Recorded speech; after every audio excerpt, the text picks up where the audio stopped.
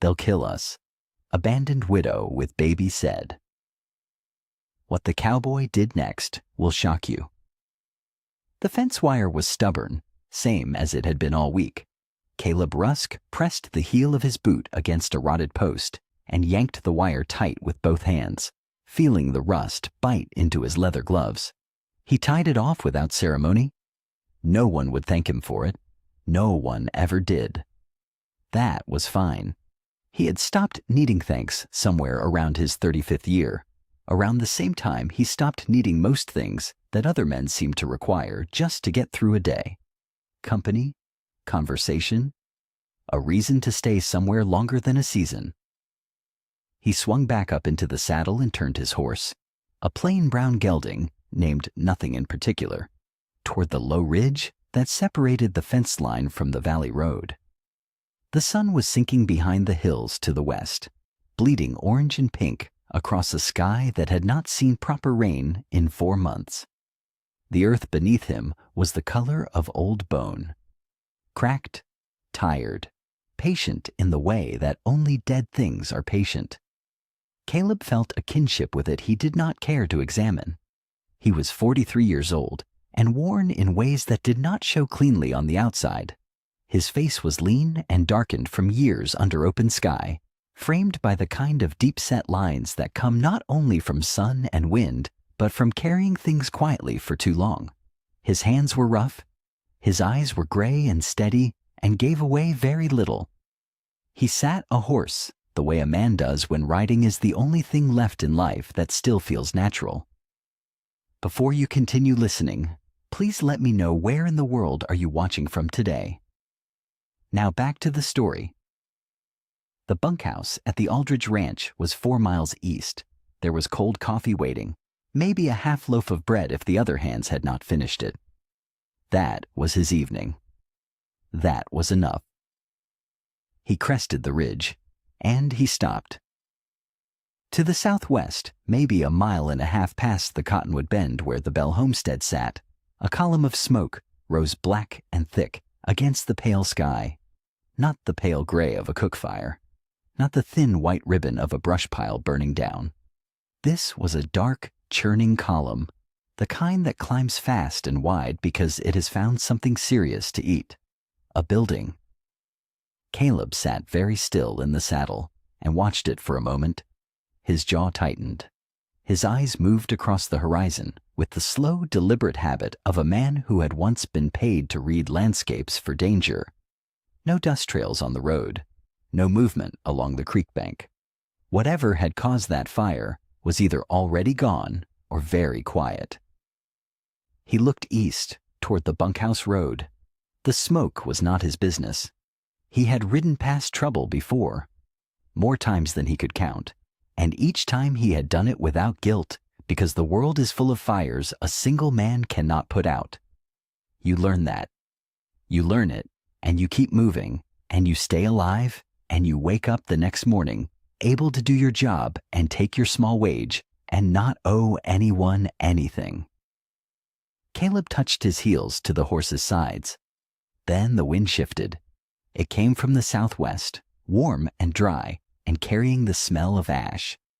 And wrapped inside it, thin as a thread, and gone almost before he could be sure he heard it, was the sound of a baby crying. He pulled the horse up hard.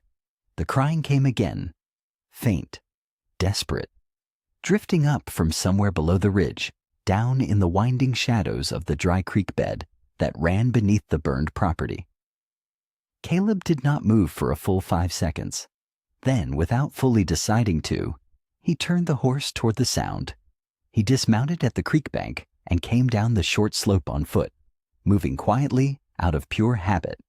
The creek bed was pale gravel and cracked mud, lined on both sides by scraggly willow brush. The crying was closer now. Thin and exhausted, the cry of a baby that had been frightened too long. He rounded a bend in the cut bank and stopped. A young woman crouched in the shadow of the bank's overhang, pressed back against the dirt like she was trying to disappear into it. She was small, and her face was streaked gray and black with ash. Her dress was scorched along the hem. Her arms were wrapped around an infant, bundled in a quilt so darkened with soot it was almost unrecognizable as cloth. She had a rifle pointed at him. Her arms were shaking badly. Whether from fear or exhaustion or both, he could not tell. But her eyes were wide and fixed on him with the particular, terrible clarity of someone who has already lost everything except the one thing still in her arms. For a long moment, neither of them spoke. Then she whispered it. Barely a sound at all, but the words were distinct, and each one landed with full weight. They'll kill us. Caleb stood completely still. He understood then that this was not a kitchen fire. This was not a lantern knocked over in the night or a cook stove gone wrong. This was a woman and her child hiding in a dry creek bed from people who had already burned her house to the ground. And whoever those people were, they were likely not far behind. Caleb raised both hands slowly, palms out, fingers spread wide. "My name is Caleb Rusk," he said.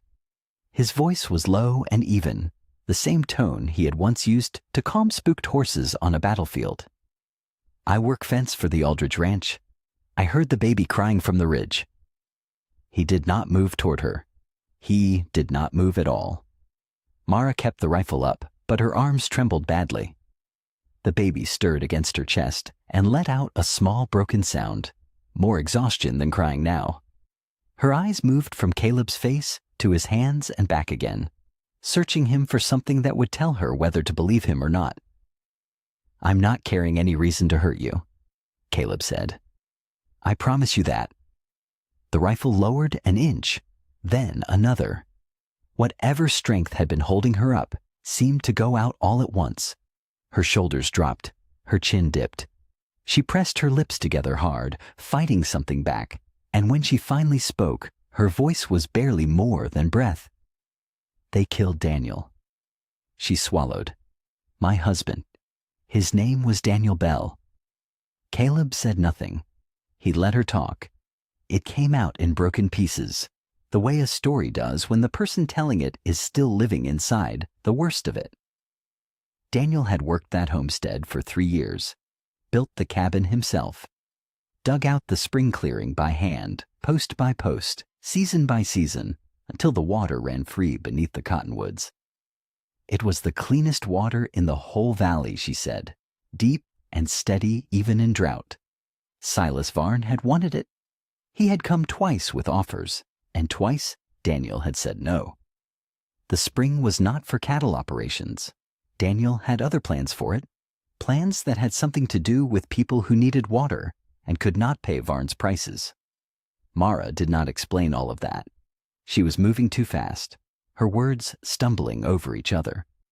What mattered was that Daniel had said no, and then Daniel was dead. They said it was an accident.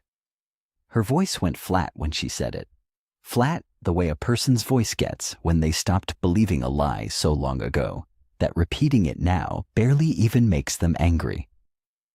He fell from his own horse. That is what Judge Creel put in the record. She looked down at the baby. Daniel left a will. He wrote it proper, had it witnessed, had it filed. She looked back up at Caleb. The judge says there is no will, says there never was one, says Daniel died without a claim and the homestead goes back to open land. And Varn picks it up, Caleb said quietly. Sunday court. Her jaw tightened. That is when the judge makes it official. If I am not there to show proof, the spring goes to Varn by default. Her burned hands shifted under the baby's weight.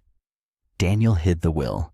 He told me he had it safe, but I could not find it before the fire came, and I had to run, and I do not even know if it still exists. Her voice cracked on that last word. The baby made a soft sound and turned its small face toward the open air. In the fading light, the infant's cheeks were smudged gray with ash, and its tiny hand had worked free of the quilt folds. Then, from up above the creek bank, came the sound of hoofbeats.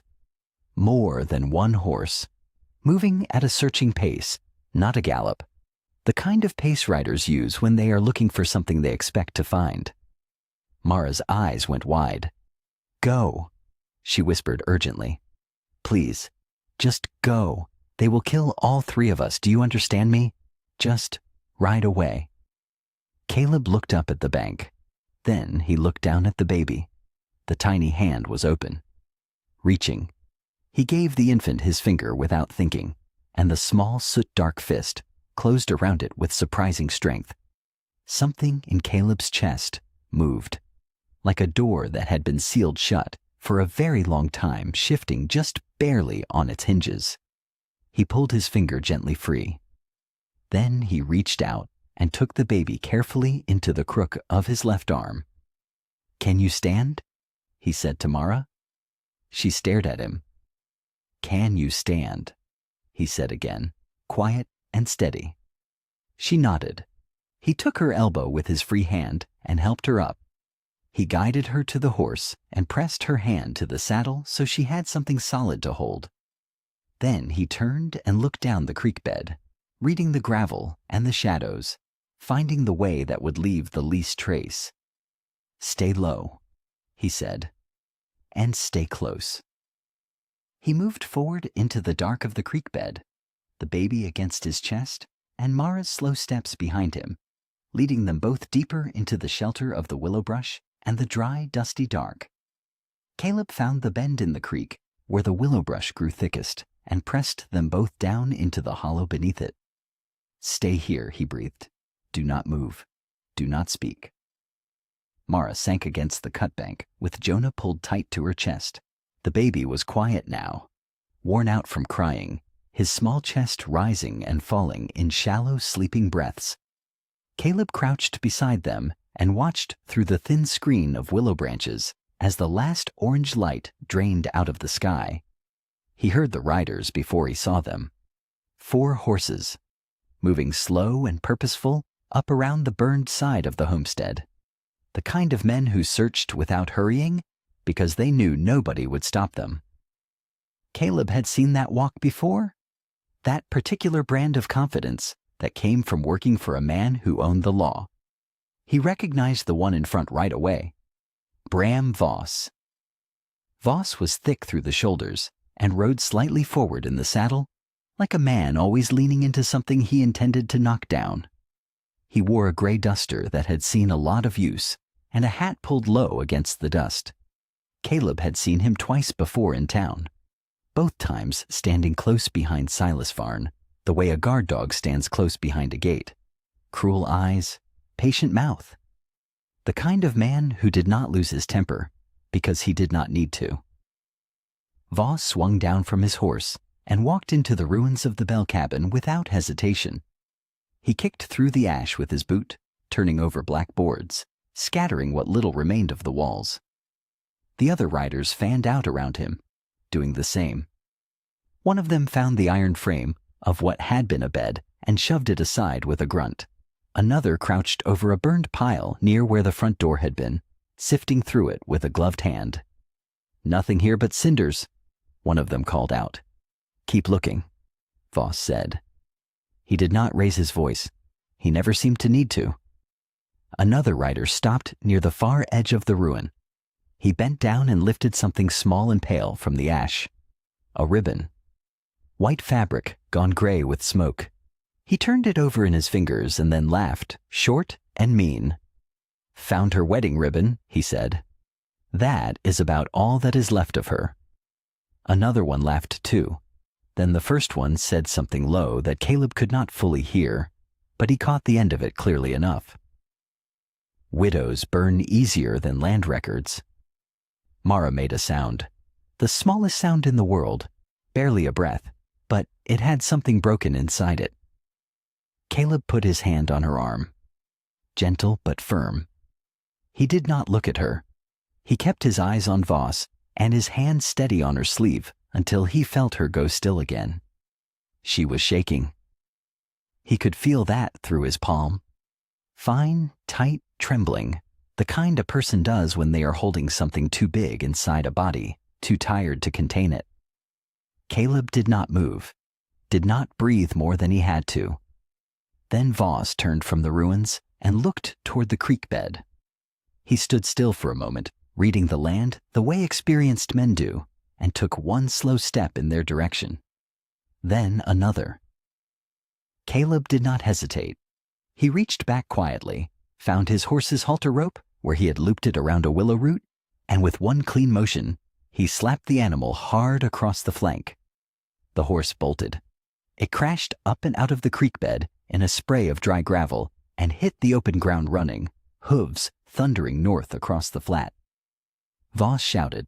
All 4 riders swung for their horses at once and went after it, the sound of them fading fast into the evening dust. Silence came back to the creek bed. Mara was staring at Caleb. Her eyes said everything. He picked Jonah up carefully from her arms and looked down at her. "We have to reach shelter before nightfall," he said. "Can you walk?" Mara nodded once and got to her feet. She was slower than she wanted to be. Caleb could see that plainly. Every step she took was careful and deliberate, like a woman working through pain she refused to name out loud. Her hands were wrapped in torn strips of her skirt hem, the cloth gone dark over her palms where the burns were worst. She held Jonah against her chest with her forearms instead of her fingers. Caleb set the pace short and steady, not fast enough to lose her, not slow enough to leave them standing in the open. He kept to the stony stretches of the creek bed where the ground was hard and gave back nothing to track. When he had to cross a patch of soft silt, he stepped wide and nodded for Mara to follow exactly in his boots. She did, without being told twice. He handed her the canteen without speaking. She drank, paused, drank again, and then looked at him with something that was not quite gratitude yet, but was moving in that direction. "Thank you," she said quietly. Caleb just took the canteen back and kept walking. After a while, the silence between them loosened enough that she started talking. He did not ask her to. He thought maybe she needed to say it out loud more than he needed to hear it, so he listened and let her go at whatever pace she needed. She said Silas Varn had come to the homestead 3 times in the spring, each time with a different number and a different smile. Daniel had thanked him politely and told him the spring was not for sale. She said Daniel used to say the spring was not really theirs to sell, that it belonged to the valley the way rain belonged to the sky. Varn had not taken the refusal well, not openly. Men like Varn did not kick over tables in front of witnesses. They waited. Then the notices started. First, a letter from Judge Creel's office saying Daniel owed 2 years of back taxes on the property. Daniel had paid his taxes. Mara had seen the receipts herself, handled the paper, watched Daniel tuck it into the tin box he kept under the floorboards. But the courthouse said no such payment had been recorded. Daniel went to see Ezra Pike, the judge's clerk, who told him the records showed nothing. No payment, no receipt, just a number owed and a deadline approaching. Daniel had come home that evening quieter than usual. He sat at the table for a long time before he told her what he was thinking. He said he believed someone had gone into the record ledger and removed the pages. He said he did not know how to prove it. He was not a man who scared easily, Mara said. Her voice dropped lower. But he was scared then. Caleb kept his eyes on the ground ahead. Did he say who he thought had done it? He said he didn't know for certain, but he said Judge Creel had been riding out to Varn's property every other Sunday for the better part of a year. She paused. Daniel said a judge who eats at a rich man's table stops being a judge. He just becomes another mouth to feed. Caleb did not argue with that. He had seen enough of the world to know it was true more often than not. He also knew better than to make the kind of promises that sounded good in the dark and fell apart in daylight. Varn had money, riders, a judge, and the full weight of what passed for law in Mercy Ford on his side. Mara had a burned homestead, 2 ruined hands, and 1 tired stranger walking beside her. He said nothing, but he did not leave her side either. The hills rose gently ahead of them, dry and pale in the moonlight. Caleb turned them off the creek bed and up a narrow game trail that wound between low bluffs, and after another 20 minutes of walking, he stopped in front of a crumbling adobe wall half swallowed by scrub brush. The old mission. The bell tower leaned at an angle against the dark sky, its top edge broken away long ago. The wooden cross above the chapel door had gone silver gray with age. The walls still stood, thick and solid, the way old adobe does when nothing forces it to fall. Caleb pushed through the brush to the chapel door and shouldered it open. Inside, it was dark and cool and smelled of dust and old candle smoke. Moonlight came in through 2 gaps in the roof and fell in pale bars across the dirt floor. At the far end, the shape of a simple altar was still visible under years of grit and silence. Mara stepped inside and looked around slowly. "I know this place," Caleb said. "I hid here during the war. I was wounded and I had lost my regiment. I found this place by accident and stayed until I could walk straight." He looked around at the walls like a man reading an old letter. "Nobody ever came looking?" Mara did not ask him anything more. She was too far spent for questions. She sank down against the chapel wall with Jonah settled across her lap and her head tipped back against the cool adobe. The baby stirred once, made a small sound, and then went still again in the particular way infants do when they are warm and held and have decided the world is safe enough for now. Caleb found a heavy beam near the base of the wall and dragged it across the inside of the door. Then he turned to face her. "Try to rest," he said. "I need to figure out how to get you to Reverend Hale. He is the circuit preacher. He comes through Mercy Ford before Sunday court, and I think he is someone we can trust." He paused. "If anyone in that town will hear you out and not run straight to Varn, it is him." Mara looked up at him from the floor, her eyes red-rimmed and heavy. "All right," she said softly. Caleb found the lantern in the old storage room behind the altar. It was a small tin thing, dented on one side, but the wick was still good, and he had matches in his vest pocket. He cupped his hand around the flame when he lit it and kept the shutter nearly closed, so only a thin, warm stripe of light fell across the floor. Not enough to show through the gaps in the roof. Not enough to pull anyone toward the mission from the hills outside. The storage room was small and dry. Wooden shelves lined one wall, empty except for dust, and the shells of 2 dead beetles. The floor was packed earth, smooth and cool. It was not much, but it was out of the wind and hidden behind a thick adobe wall, and that made it better than the creek bed. Caleb spread his coat on the ground first, then layered 2 saddle blankets over it that he had found rolled and forgotten on a high shelf, stiff with age, but clean enough. He folded a length of burlap into a rough pillow and set it near the wall. He came back to Mara and helped her to her feet. She did not protest. She was past the point where pride had much to say. He settled her in the small room with Jonah, and then he gave them space and stood near the doorway with his back turned while she nursed the baby. He listened to the quiet outside, dry wind through the scrub, an owl somewhere far off. Nothing else. When Jonah was fed and drowsy, Caleb brought the basin from the cistern alcove, filled it carefully, and carried it over.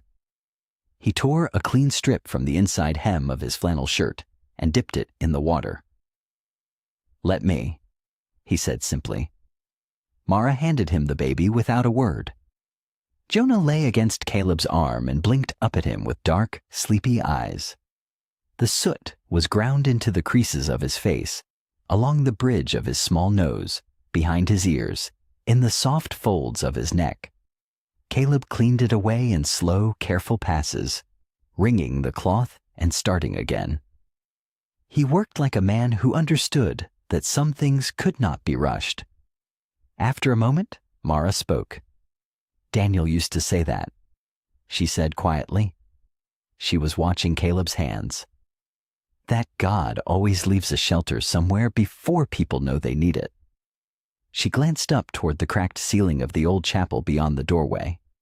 He would have said this place is proof of that. Caleb did not answer right away. He turned Jonah gently and cleaned the back of his neck. "War taught me different," he said at last. His voice was low and even, without bitterness, the way a man states a fact he has long since stopped arguing with. "I stopped counting on mercy after the first winter." Mara looked at him for a moment. She did not argue with him either. She just pulled her knees up closer and said, "Daniel counted on it enough for most people." Caleb said nothing to that. He laid Jonah down on the coat and watched the baby's eyes flutter and close. The quiet that settled between them was not uncomfortable. It was the kind of quiet that comes when two people are both too tired for pretending. After a while, Mara reached for the soot-black quilt. She carried it to the basin and tried to lower it into the water, but her hands shook badly when she gripped the fabric. The burns across her palms had stiffened her fingers, and she could not hold the weight of the wet cloth without wincing. Caleb stepped over and took the edge of the quilt from her without making a thing of it. Together they eased it into the basin. The water turned gray almost immediately. Soot lifted away in dark curls. Mara worked the fabric slowly with the backs of her wrists where the skin was unburned. Then she stopped. Her fingers pressed against one corner of the quilt, a faded blue star patch near the edge, and she pressed it again. "This one," she said. Her voice had changed. "This one feels different." She looked up at Caleb. He pulled his knife and held it out handle first. Mara took it carefully and worked the tip under the stitching of the blue star patch. The thread was newer than the rest. It gave way cleanly. She peeled back the fabric and found a folded packet tucked inside, wrapped tight in oilcloth, dry and protected against everything the fire in the creek and the night had thrown at it. Her breath caught hard in her throat. Her hands trembled as she unfolded the oilcloth. Inside was Daniel Bell's will. Mara's hands would not stop shaking. She spread the will flat against her knee, smoothing the oilcloth edges back with the side of her wrist, because her palms could not press down without hurting. The paper was dry and clean. Daniel had folded it carefully and wrapped it tight. He had thought of everything. The writing was clear. A strong, deliberate hand. "I, Daniel Elias Bell, being of sound mind, do hereby leave the Bell homestead, the spring, and all attached water rights to my wife, Mara Bell, and our son, Jonah Bell." Mara read it once. Then she pressed the paper against her chest and bent forward, and a sound came out of her that was not quite crying and not quite breathing. It was something deeper than both. The sound of a woman who had been holding herself together, with nothing but fear and stubbornness, finally finding solid ground beneath her feet. Caleb stayed where he was. He did not look away, and he did not move toward her. He understood that some grief needed room. After a moment, Mara lifted her head. Her eyes were wet, and her voice was unsteady, but she held the will out toward him. "He knew," she said. "He knew they might come, and he still found a way." Caleb took the document gently and turned it toward the lantern light. He read it slowly. Not just the words, but the shape of the thing. The legal language was plain and proper. Daniel had written it out in full, naming the property boundaries, the spring coordinates, the water rights by their formal title. At the bottom, two signatures sat side by side beneath Daniel's own. The first was Reverend Tobias Hale. His witness mark was clear and steady, a man who wrote his name like he meant it. The second was a notary seal. Caleb studied it carefully. It was an older stamp, the kind used before the current courthouse administration, before Judge Creel. That mattered. It meant Creel could not claim the seal was fraudulent on account of his own office. This document existed before Creel had any hand in Mercy Ford's legal affairs. Caleb turned the will over, checked the back, folded the edges, and unfolded them again. He was not reading it now so much as testing it. the way a man checks a rope bridge before he trusts his weight to it. It was solid. It was also the most dangerous piece of paper in the valley. "This is real," he said quietly. "And Varn knows it's real. That's why he burned the house."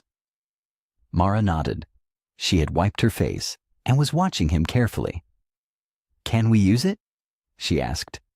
"If we can get it in front of the right people before the wrong ones get hold of it." Caleb refolded the will and wrapped it back in the oilcloth with slow, deliberate care. "Reverend Hale's mark is here. That helps. If he's willing to stand up in court and confirm he witnessed this, Creel can't just wave it away." He turned the packet over in his hands once more, and his eyes drifted down to the name at the top of the document. He read it again. Daniel Elias Bell. The name hit him the way a step into empty air hits you. That sudden, that complete. He sat down, not in any graceful way. He simply lowered himself to the ground as if his legs had quietly decided they were done. Mara leaned forward. "What is it? What's wrong?" Caleb did not answer right away. He stared at the name on the will. Then he looked at the baby sleeping on the coat nearby, Jonah's small chest rising and falling, his tiny fist curled beside his cheek. "Years back," Caleb said. His voice had gone rough. "During the war, I was wounded, left in the mud after a retreat. I was finished, and I knew it." He stopped. He pressed his thumb against the edge of the oilcloth. "A drummer boy found me. Couldn't have been more than 16. Dragged me through cannon smoke all the way to the field hospital." He looked up at Mara. "His name was Daniel Bell." Mara was quiet for a long moment after Caleb spoke. The lantern burned low between them. Outside, the valley was still dark, and the only sound was Jonah's soft breathing and the occasional shift of wind against the adobe walls. "Tell me," Mara said. Her voice was barely above a whisper. "Tell me everything you remember about him." Caleb looked down at the oilcloth packet in his hands. He was not a man who talked easily about the past. He had spent years learning not to, but Mara was watching him with eyes that were both grieving and hungry, and he understood that she was not asking for his sake. She was asking because there was a piece of Daniel she had never been allowed to hold. So he talked. "He was small for his age," Caleb said. "Skinny. The kind of boy who looked like a strong wind might carry him off. But he moved through that battlefield like he had made an agreement with God to get back out alive." He paused, turning the memory over carefully. "I heard him before I saw him, singing some hymn I half recognized, but the tune was all wrong. Off by enough to make you wince." Mara let out a breath that was almost a laugh. "He sang that way his whole life," she said softly. "Every Sunday. I used to tell him he was the only man I knew who could make a hymn sound like a complaint." Caleb almost smiled. "Well, it carried, even over the cannon fire." He leaned back against the chapel wall. "I had been hit in the leg and the side. I was face down in the mud, and I could not get up. I had stopped trying. I figured I was just one more man the war was finished with." He stopped for a moment. The words were coming slow, but they were coming. "Then I felt two hands grab my coat collar. This boy, this skinny, off-key singing boy, just started pulling, like it never even occurred to him to leave me there." Mara pressed her fingers to her mouth. "He talked the whole way," Caleb continued. "I don't remember all of it. I was drifting in and out. But I remember his voice. He kept saying he had me. Just those two words over and over. I have you. I have you." Caleb stopped again and looked at the floor. "I don't know how far he dragged me. Felt like a mile. Probably wasn't. But he got me to the field hospital, and then he was gone before I could even ask his name. A nurse told me later. Said the drummer boy had gone back out." The chapel was very still. Mara had tears running down her face, but she was not making a sound. I asked after him, Caleb said. After I recovered enough to ask, nobody could tell me what became of him. The regiment had moved on. He finally looked up at Mara. I carried that for 18 years. The not knowing, the not being able to say thank you to a boy who had no reason to stop for me. Mara reached out and placed her hand over Caleb's. Her burned palm rested lightly on top of his rough knuckles, and neither of them moved. He would have said it was nothing, she told him quietly. That was Daniel. He truly would have said it was nothing. It wasn't nothing, Caleb said. No, Mara agreed. It wasn't. They sat that way for a while. The lantern gave one last steady pulse of light before it began to dim. The broken saint's statue in the corner stood in shadow, and the chapel felt small and close, and somehow set apart from the rest of the world, as if Daniel's love had reached forward through time and gathered them all into the same room. Then came the creak of wagon wheels outside. Caleb was on his feet before the sound finished. His hand went to his belt.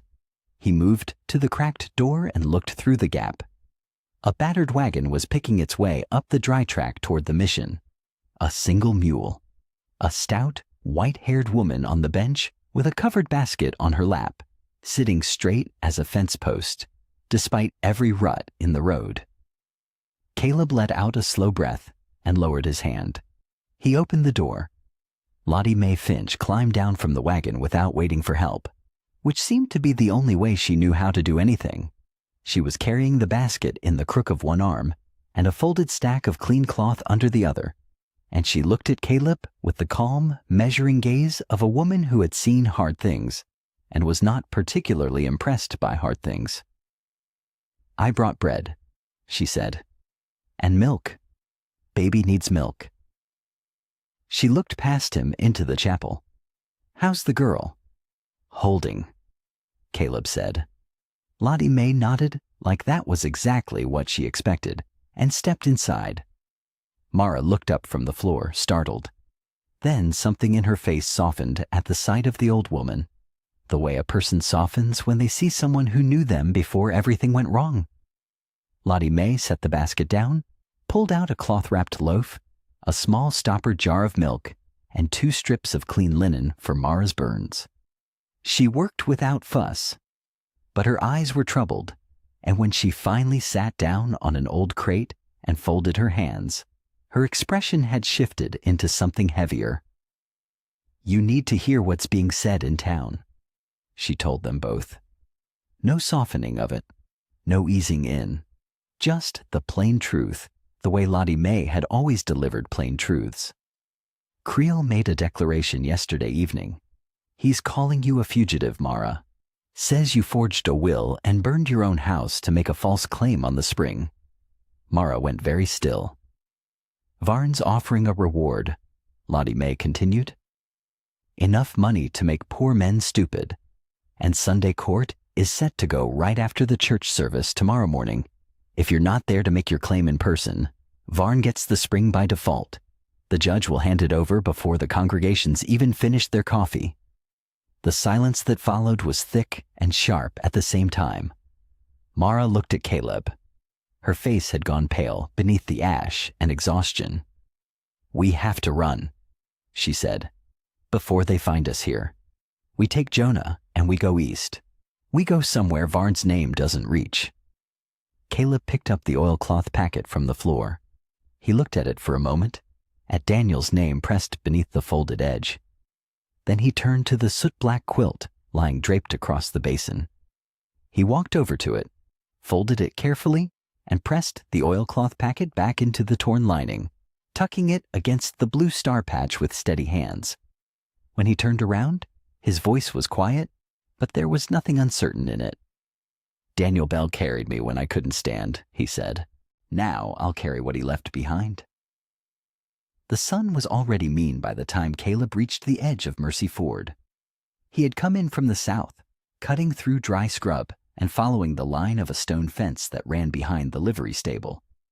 He kept off the main road the whole way. His boots raised small puffs of dust with every step, and the heat pressed down on his shoulders like a flat hand. He stopped at the corner of the livery and watched the town for a moment before he moved into it. Varn's men were easy to spot. There were 4 of them lounging outside Haggerty's general store, hats tipped low, rifles resting across their knees like they owned the porch. Maybe they did. 2 more sat horseback near the public well on the far side of the square.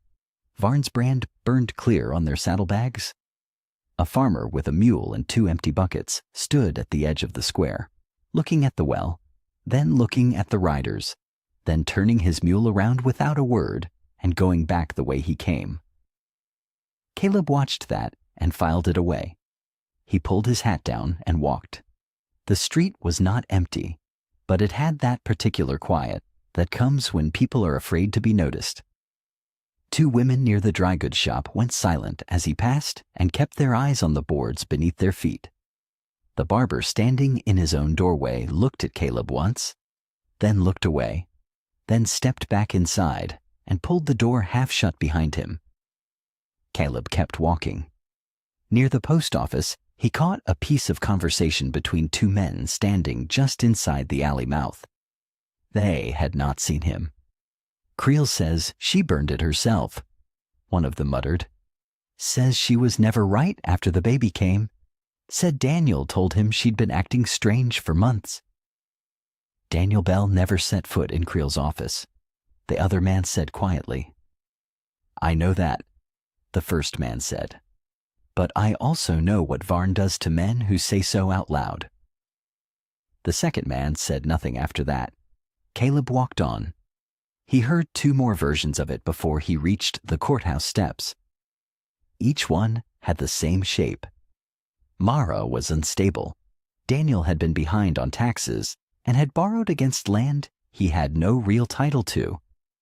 Any paper she produced now was obviously a forgery, a desperate woman's invention. The story had been planted carefully, the same way you plant weeds, scattered everywhere before the seeds you actually wanted could take root. The courthouse was a single-story limestone building with a warped wooden door and a hand-lettered sign above it that had been sun-bleached almost past reading. Caleb pushed the door open and went in. Judge Amos Creel was standing at the far side of the room behind a broad oak desk, looking over a sheet of paper with the satisfied expression of a man who had already decided how everything was going to go.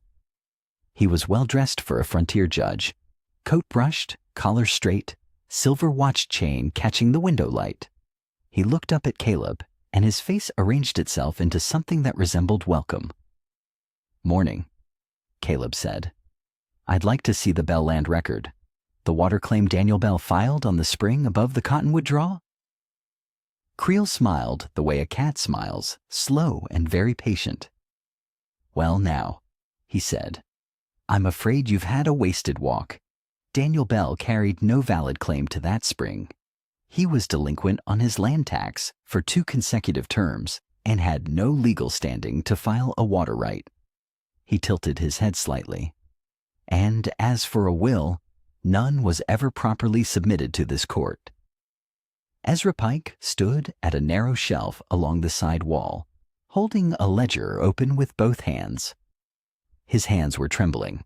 He did not look up. He did not look anywhere near Caleb. Caleb glanced past the judge to the shelf behind him. There was a fresh black burn mark on the wood, still faintly dark at the edges. Beside it sat a row of record books with a gap between them, a clean, deliberate gap, the kind that does not happen by accident. He looked back at Creel. The judge's smile had not moved. Caleb left without another word. The door swung shut behind him. Out on the courthouse steps, the sun hit him full in the face, and he stood there a moment, knowing exactly what he was up against. The Law and Mercy Ford had been bought clean and quiet, and proof alone was not going to be enough. Caleb did not go back toward the livery right away. He stood on the courthouse steps for a moment, adjusting his hat, letting the sun do what it wanted with his face. Then he turned left instead of right, walked slowly past the feed merchant's shuttered window and stopped at the edge of an alley where he could watch the courthouse door without being obvious about it. He waited. He did not have to wait long. Ezra Pike came out of the courthouse about 3 minutes later. The old clerk had his coat buttoned wrong, one side higher than the other, like he had dressed in a hurry, or his hands had been shaking when he did it. He was carrying a small brown paper packet tied with string, pressing it against his chest the way a man carries something he is afraid to drop. He turned north without looking around and walked quickly. Caleb followed at a distance. Ezra went straight to the livery stable on the far end of the north block, slipping in through the side door rather than the main entrance. Caleb gave it half a minute, then followed him in. The inside of the livery was dim and smelled of hay and old leather and horses. 2 stalls were occupied. A barn cat watched from a high beam with total indifference. Ezra was standing near the back wall, next to a stack of feed sacks, pressing the paper packet into the hands of a boy of about 12, who nodded once and ran out the far door. Caleb stepped into the light from the side entrance. Ezra spun around. His face went white. "I'm not here to hurt you," Caleb said. He kept his hands loose at his sides. "I just want to talk." Ezra pressed his back against the feed sacks. "I have nothing to say to you." "You had plenty to say when you filed Daniel Bell's water claim," Caleb said. "Or do you not remember writing his name down?" Ezra's mouth worked for a moment without producing any sound. "There is no Bell water claim," he said finally. "The judge already told you that." "The judge told me a lot of things," Caleb said. "I noticed what he left out." Ezra looked toward the door. Caleb did not move to block it. He just stood where he was, steady and unhurried, giving the old man room to breathe. "I knew Daniel Bell," Caleb said. Ezra stopped looking at the door. "Not here," Caleb continued. "Not as a neighbor or customer or somebody's name in a record book. One knew him during the war. He was 16 years old, and he dragged me through cannon smoke on his own 2 feet when I was too shot up to walk. He could have left me. Most men would have. He didn't."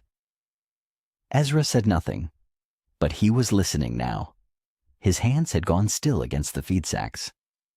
"He had more courage in him as a boy," Caleb said quietly, "than most of the grown men in this town have put together right now." Something moved across Ezra's face. It was not a simple thing. It was the look of a man who has been carrying a wrong for a long time and feels the weight of it shifting. He let out a long, unsteady breath. "There was a record," he said. "A proper water filing. Daniel Bell came in himself and paid the fee and signed the book." He stopped. His throat worked. "Judge Creel told me to move it. After Varn came in and paid what Creel called a filing correction fee, I moved the record into a private drawer in the back office." He looked at the floor. "I did what I was told." Caleb kept his voice level. "Then you can testify to that." Ezra's head came up fast. "No." The word was quiet, but absolute. "Varn's men came to my house. They stood on my porch and told me my sister's medicine credit runs through Varn's account at the pharmacy. If I say one word against him, that credit stops." He looked at Caleb with raw, exhausted eyes. "She'll die, mister. She is all I have." Caleb looked at him for a long moment. Then he stepped aside and let Ezra walk past him toward the door.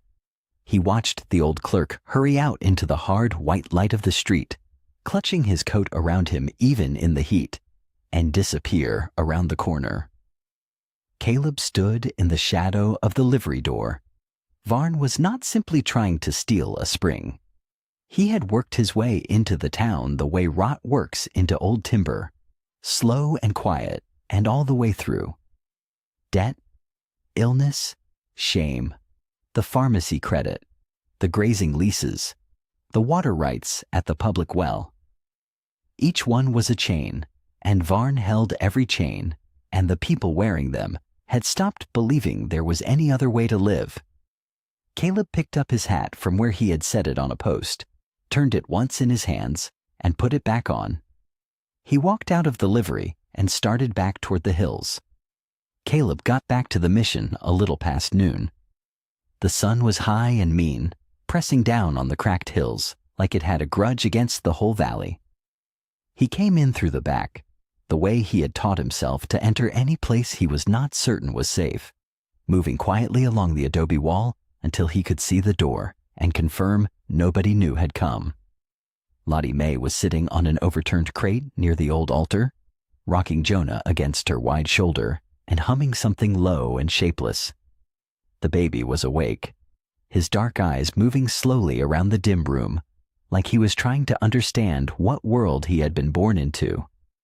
Mara was on the floor near the basin, bent over the quilt. She looked up when Caleb came in. She read his face before he said a single word, and whatever small hope she had been holding on to quietly went out of her eyes. "That bad," she said. It was not a question. "The record was real," Caleb said. "Ezra knows it. Ezra." He moved it himself on Creel's order after Varn paid off the judge. He pulled a stool close and sat down, resting his forearms on his knees. "He won't testify. Varn's holding his sister's medicine credit over him." Mara closed her eyes. She nodded once, slow, like someone absorbing a blow they had already felt coming. "Daniel tried to warn me about Ezra," she said. "He said the man was decent, but frightened.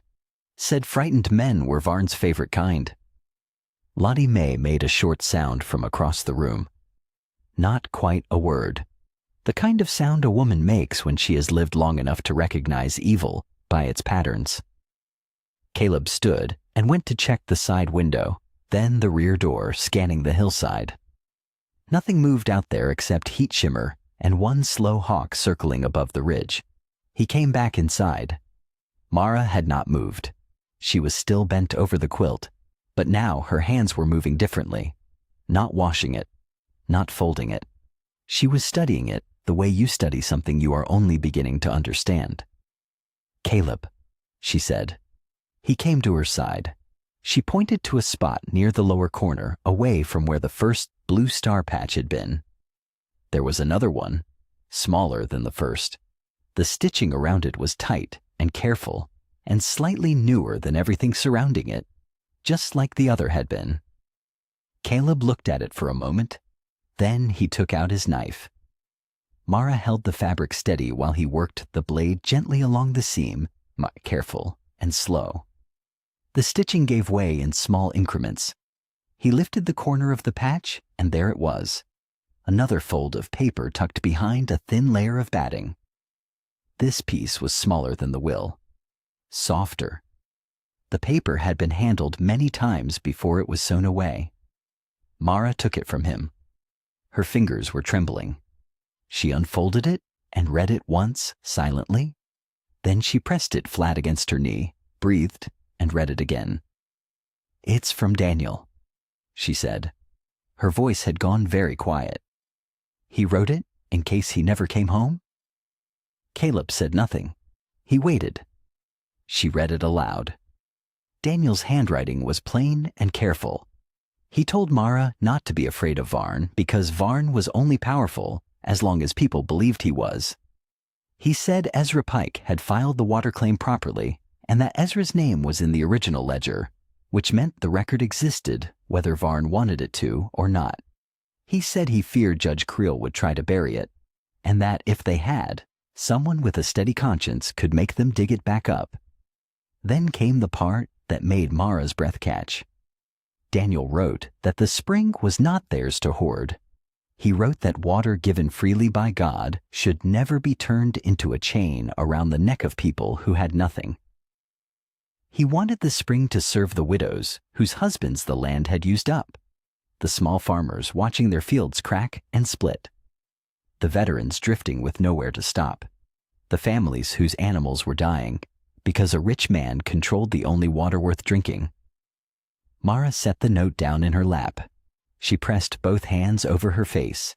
She did not make a sound for a long moment. but her shoulders moved. Lottie Mae shifted Jonah to her other shoulder and looked away, giving Mara the only privacy the small room could offer. Caleb looked at the note, then at the quilt, then at the sleeping weight of Jonah against Lottie Mae's shoulder. He thought about Ezra Pike's hunched back disappearing around a corner. He thought about the empty space on the ledger shelf. He thought about an entire town that had learned to keep its eyes down. "This isn't just about a deed," he said. Mara lowered her hands. Her face was wet, but her eyes were steady. "Daniel wasn't fighting for a piece of paper," Caleb continued.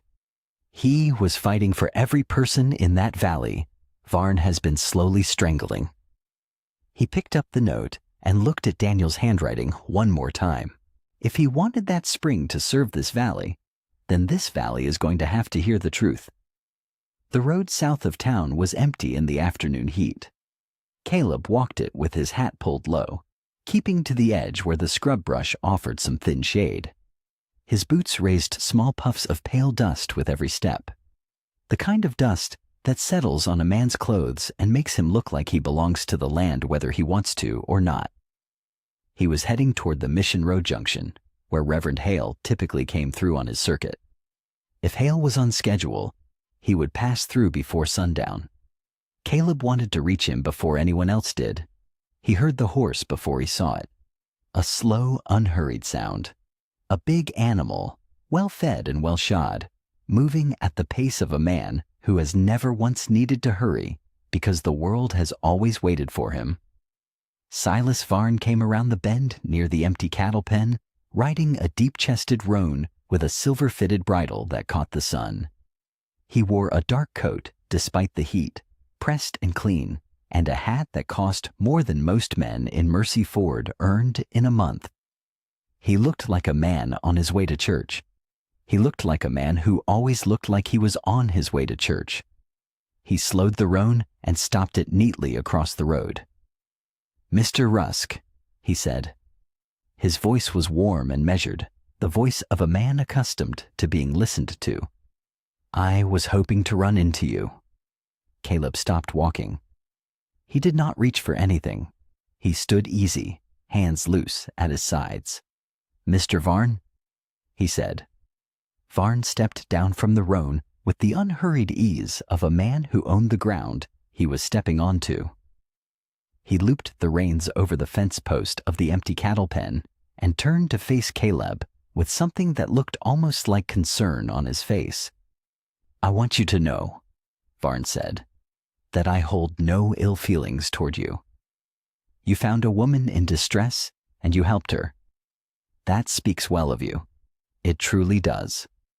He tilted his head slightly, "But you have gotten yourself turned around in something you do not fully understand." "I understand it fine," Caleb said. Varn smiled, the smile of a man who has heard that kind of answer many times and found it manageable every single time. "That poor woman is grieving and frightened and not thinking clearly. The kindest thing, the most merciful thing, is to let her go east with her baby and a little money in her hand. Start fresh somewhere the drought hasn't ruined everything." He paused. "I can make that happen." Caleb said nothing. Varn clasped his hands behind his back and walked a short, slow half-circle. "I need a foreman, a real one. Someone steady, someone who understands cattle and land and how hard this country is. Someone who has seen worse than this and survived it." He stopped and looked directly at Caleb. "I am offering you that position. Permanent. With pay, a sound cabin, and enough besides to feel like a man with a future instead of a man passing through." The words landed somewhere quiet and tired inside Caleb's chest. He did not want to admit how good they sounded. Not the money, not even the cabin, just the word permanent. The idea of somewhere to stop, somewhere to belong that did not require him to fight or bleed or carry other people's losses on top of his own. He was 43 years old. He was bone-tired. And for one long, honest moment, He felt the full weight of how alone he had been. Then Varn's expression shifted. Just slightly. The warmth thinned at the edges, and something harder showed through underneath. It would be a shame, Varn said almost lightly, to throw all that away over a piece of paper left by a drummer boy who should have stayed in his place and never challenged men above his station. The tiredness in Caleb's chest went cold. No, Caleb said. Varn studied him. The fatherly warmth was gone now, fully and completely, like a lamp turned down to nothing. Men who stand in dead men's places, Varn said quietly, usually end up joining them. Caleb looked at him for a moment. Then he settled his hat a little lower against the sun. I'll stand careful, he said. He walked past Varn without another word. Behind him, Varn did not move. He stood beside the empty cattle pen and watched Caleb go, his jaw set and his eyes flat and calculating. The time for offers was finished. Before Sunday morning came, Caleb Rusk would need to be broken. The sun was sitting low and mean over Mercy Ford when Caleb came back through town.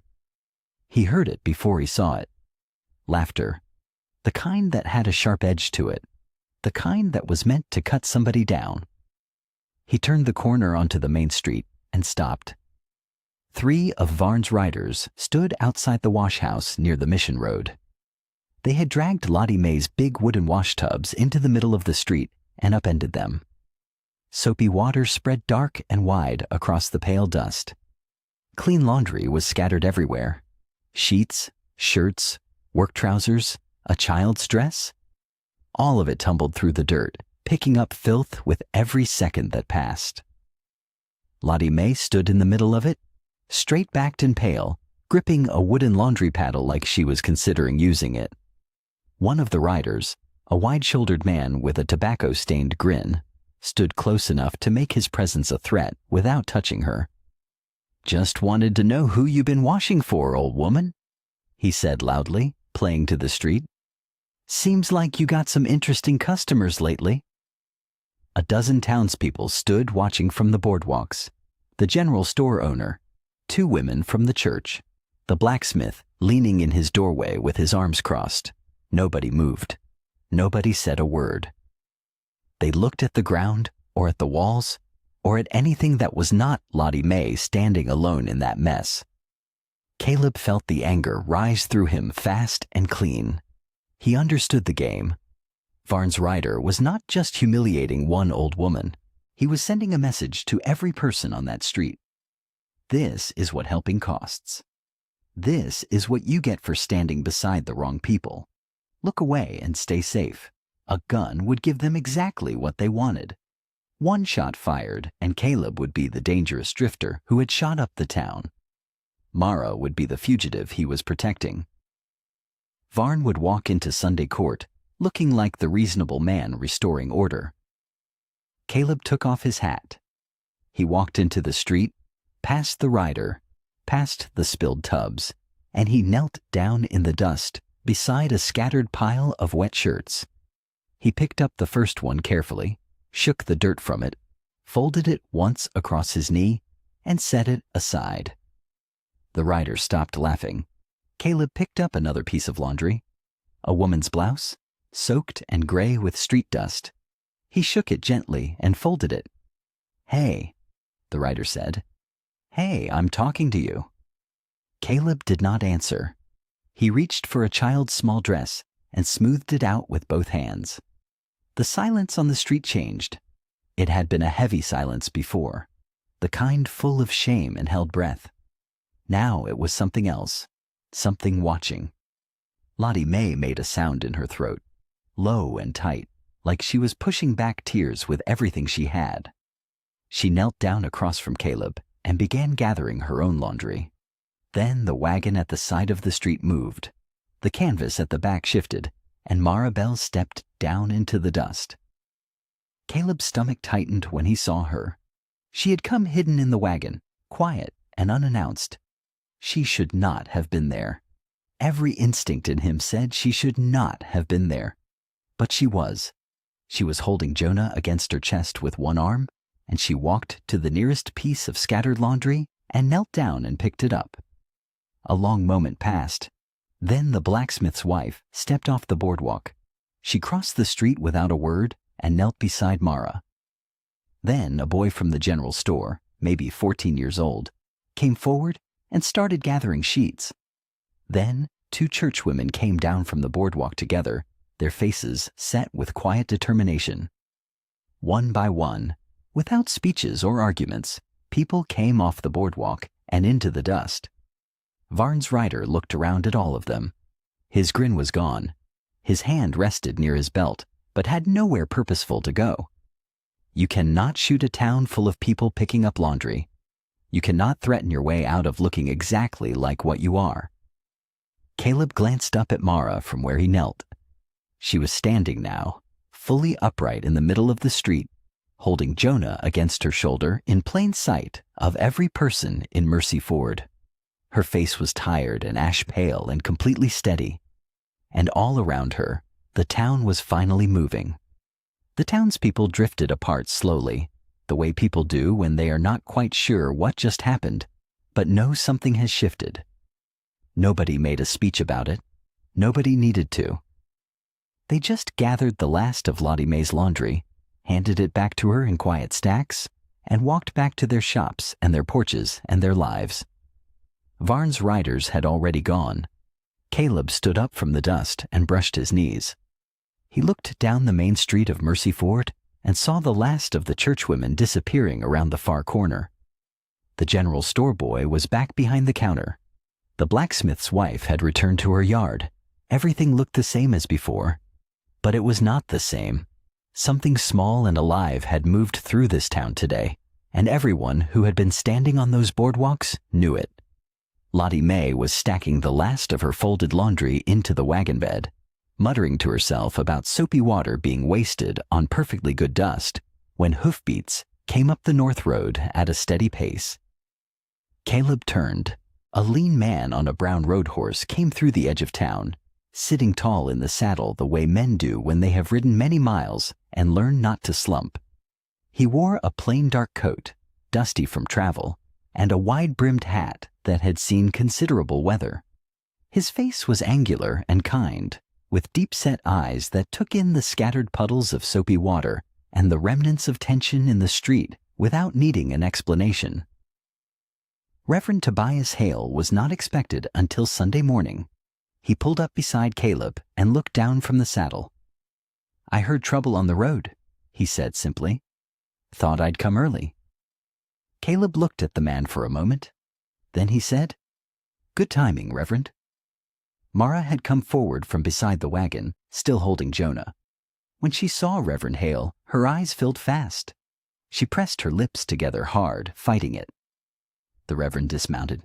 He looked at Mara with steady, quiet attention, the way a man looks at someone he has been praying for without knowing it. "Mrs. Bell," he said, "I am deeply sorry for what happened to Daniel." Mara nodded once. She could not speak yet. "We should not stay in the open," Caleb said. They reached the mission before the last light left the sky. Reverend Hale left his horse at the cistern and followed Caleb and Mara inside without complaint. He ducked under the low doorframe and looked around the crumbling chapel. The way a man looks at a place that has its own kind of holiness, despite everything it has lost. He did not say anything about the broken walls or the caved corner of the roof.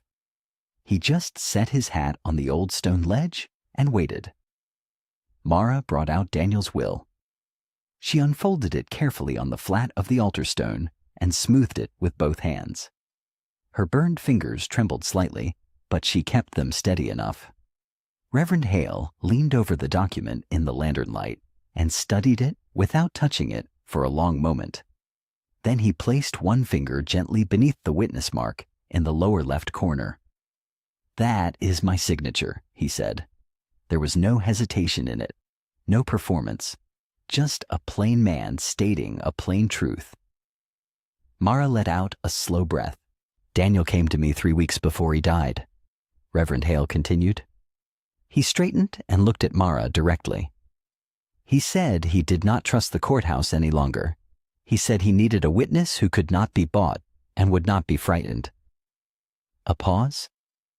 I told him I was flattered on both counts, but could not entirely promise the second. Lottie Mae made a short sound that was almost a laugh. He made me read the whole document before I signed it, the Reverend said. He wanted to be sure I understood what I was witnessing. That was the kind of man he was. Mara's chin dipped. She touched the edge of the will gently, the way you touch something that belongs to someone you miss. I will stand with you at Sunday court, Reverend Hale said. I will testify that this will is genuine, that Daniel Bell was of sound mind and full intention, and that any man who claims otherwise is calling me a liar before God. The words landed in the quiet of the old chapel and stayed there. Mara looked up at him. Something in her face changed. Not all at once, but slowly, like ice at the edge of a spring creek when the season finally turns. The tightness around her eyes loosened. Her shoulders dropped a fraction. She looked down at Jonah in her arms and then back up. And there it was. A small, real, exhausted smile. Caleb watched it happen from where he stood near the door. He had seen a lot of things in 43 years. He had seen men hold together under cannon fire and fall apart over nothing. He had seen towns built and towns burned and towns that simply gave up and blew away. He had seen courage and cowardice and everything in between. He was not prepared for what that smile did to him. It moved through him like the first water through a cracked, dry creek bed. Unexpected, unstoppable, and a little frightening because of how good it felt. He looked away quickly, out through the gap in the mission wall toward the dark hills. Lottie Mae had packed well. She always packed well. They sat together on the mission floor in the light of 2 covered lanterns, the 4 of them and the baby, with bread wrapped in cloth, a small pot of beans that had stayed warm under a folded blanket in the wagon, and a clay jar of milk for Mara. It was not much, but it was warm and shared, and that made it more than enough. Reverend Hale said a short grace. Nothing dramatic, just quiet words of thanks for shelter, for truth found in unlikely places, and for the people willing to carry it. Jonah slept in Mara's lap, one small fist curled against her collarbone. Above them, through the gap in the chapel roof where the old bell tower met the broken sky, a handful of early stars had come out. Caleb ate his bread slowly and said very little, which was his habit. But he noticed everything. He noticed the way Lottie Mae cut her bread into neat pieces out of some old custom she probably could not have explained. He noticed the way Reverend Hale listened more than he spoke, and only spoke when it mattered. He noticed the way Mara held her beans without eating much, watching Jonah's sleeping face instead, still carrying that quiet, fragile look of a woman who had just been given permission to hope. The lantern light was warm and low. The mission walls were crumbling. The bell overhead was silent and cracked. The valley outside was dry and dangerous and full of men who had not finished with them yet. But right now, in this broken and borrowed shelter, there was bread and warmth and honest company, and the will was safe inside the quilt, and tomorrow was still coming. It was enough. Lottie Mae fell asleep the way old people sometimes do. All at once, without ceremony. One moment, she was sitting upright near the chapel door with her shawl pulled around her shoulders, and the next, her chin had dropped and her breathing had gone slow and even. Her hands stayed folded in her lap, like she had simply decided the day was finished, and that was that. Reverend Hale sat near the altar stone with Daniel's will unfolded before him, reading it a 3rd time by lantern light. He was not nervous. He was thorough. He traced each line with his eyes the way a man does when he wants to know a document well enough to speak it from memory if he has to. Caleb sat with his back against the chapel wall and Jonah asleep against his chest. He was not sure exactly how it had happened. Mara had laid the baby down against him while she rummaged through Lottie Mae's supply basket, and Jonah had simply stayed. The infant's weight was slight and warm. His small back rose and fell with each breath. One tiny fist had found the front of Caleb's shirt and closed around a fold of the fabric, like he intended to hold on through whatever came next. Caleb kept very still. Mara settled beside him with a threaded needle and a square of cloth she had torn from the hem of a spare shirt in the basket. She reached for Caleb's left sleeve without asking. There was a tear along the cuff that had been there for weeks, fraying worse each day. She had noticed it at supper and apparently decided it needed fixing. "Hold still," she said quietly. Caleb held still. Her burned fingers worked slowly, carefully. Each stitch was small and even, placed with more patience than her hands could really afford. He could see the effort it cost her, the way she paused between pulls, the way she held her breath when the needle required pressure. Nobody had mended anything of his in a very long time. He could not have said exactly how many years. Long enough that he had stopped noticing the tears and the missing buttons and the fraying cuffs. Long enough that those things had come to feel normal, the way a man gets used to a cold room if he sleeps in it long enough. The lantern threw soft light across the chapel floor. Outside, the valley was dark and quiet. Jonah breathed slowly against his chest. Caleb looked at the cracked ceiling and said nothing. After a while, Mara spoke without looking up from her stitching. "How old were you when the war ended?" 25, he said. She pulled a stitch through. "And after? Where did you go?" "West," he said. "Then further west." He paused. "Never stayed anywhere long enough for it to matter." Mara was quiet for a moment. Then she asked, gently and without pressure, "Why?" Caleb watched the lantern flame. It was a small question, but it had a long answer, and he had never given it to anyone before. "I kept thinking about the men who didn't come home," he said. "Better men than me, braver ones, men with wives and children and reasons." He felt Jonah shift slightly against him. "I came home and they didn't, and for a long time I couldn't figure out what I was supposed to do with that." Mara had stopped stitching. She was listening. "Daniel was so young," Caleb said. "Just a boy. He dragged me through mud and cannon smoke and got me to a field hospital, and I never found him after. Never thanked him. I looked some. Not enough." He pressed his jaw together for a moment. "I spent 18 years feeling like I was living years that belonged to somebody else." The chapel was very quiet. Mara set the mending in her lap and looked at him. Her voice was soft and sure. "Maybe they weren't somebody else's years," she said. "Maybe they were just waiting until Daniel's family needed the man he saved." Caleb had no answer for that. He dropped his eyes to Jonah's small back and pressed his hand there gently, feeling each small breath rise and fall beneath his palm. He did not speak again, but he did not move his hand. Caleb heard it first. Not a voice, not hoofbeats, just a soft scrape of boot leather on the stone outside the chapel door. The kind of careful sound a man makes when he is trying not to make any sound at all. His eyes were open before the rest of him had fully woken.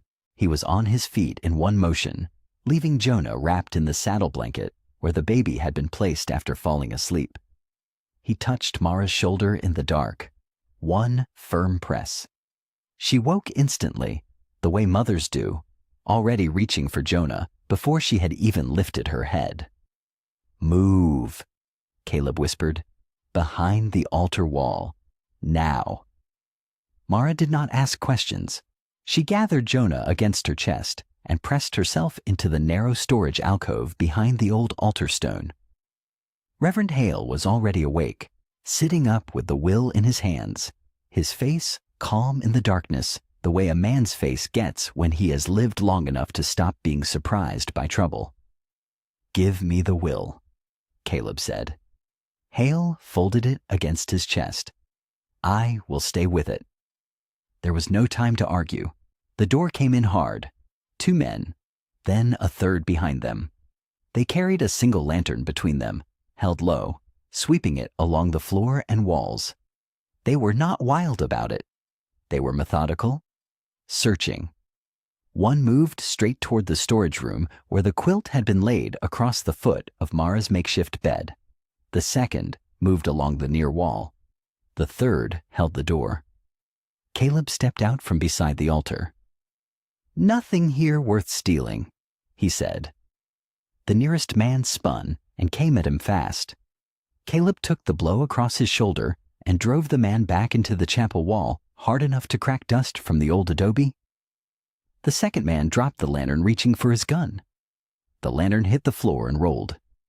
It came to rest against a pile of dry brush and broken wood stacked in the corner of the room. For 1 second, it just lay there. Then the brush caught. The fire moved faster than fire had any right to move. The old wood was dry as paper. It climbed the wall in a bright rushing sheet, and the room went orange and loud with crackling heat. Caleb pulled the man off the floor by his collar and threw him toward the door. Reverend Hale was on his feet, pressing toward Mara's alcove. Then Caleb heard the third man coming out of the storage room. He had the quilt bundled under one arm, the soot-black fabric spilling over his elbow as he ran. Caleb went after him, out through the chapel door and into the dark. The man was fast, already across the mission yard and cutting toward the scrub brush where horses waited in the shadows. Caleb closed the distance hard, his boots finding the broken ground, his lungs burning with smoke and cold air both. He was close. Close enough to see the blue star patch catching the moonlight on the edge of the bundled quilt. Then Mara screamed. It came from inside the mission, high and sharp, and not a scream of anger. A scream of a mother who sees something happening to her child. Caleb stopped. He stood in the dark mission yard with the rider pulling away into the brush ahead of him, and Mara's scream still hanging in the night air behind him. He turned back. He ran. Inside, a burning crossbeam had cracked from the chapel ceiling and dropped into the alcove doorway, throwing a wall of smoke and sparks across the room where Jonah lay in the saddle blanket. Mara was fighting toward the baby, but the smoke was low and thick, and she couldn't reach him. Caleb dropped beneath the smoke and crawled. He found the blanket by feel, found the baby's weight inside it, and pulled Jonah against his chest. He came out through the side wall gap on his hands and knees, just as the section above the storage room groaned and fell inward. Outside, he turned Jonah face away from the smoke and held him against his chest. The baby coughed once, then cried, then breathed. Mara reached them a moment later and took Jonah from his arms without a word. She stood holding her son against the burning mission wall, with tears cutting clean lines through the ash on her face, staring at Caleb with hollow and devastated eyes. The quilt was gone. The will was gone. Neither of them spoke. The mission wall still breathed smoke into the dark. Caleb had pulled everyone into the outer courtyard, away from the sections of roof that were still shifting and settling. The old adobe held most of itself together, but the storage room was gone. The chapel doorway was black and scorched. The smell of burned wood and wet ash hung over everything like a second darkness. Lottie Mae had wrapped a strip of clean cloth around Mara's hands, where the burns from the homestead fire had been reopened in the scramble. Mara sat on a low stone wall and let the old woman work without speaking. Jonah was quiet against her chest. The baby's breathing was steady and clean, and Caleb had checked it twice, just to be sure. Reverend Hale sat on a broken step nearby, with his hands folded between his knees and his head bowed, not sleeping. Praying, maybe, or just carrying the weight of what had happened the way old men carry weight, quietly and without complaint. Caleb stood at the edge of the courtyard and stared at nothing. After a while, Lottie Mae tied off the cloth on Mara's hands and sat beside her. You still have the preacher, the old woman said. His word counts for something. Mara shook her head slowly. Judge Creel will smile and call it the memory of an old man. He will say Tobias misremembers. He will say I put ideas in his head.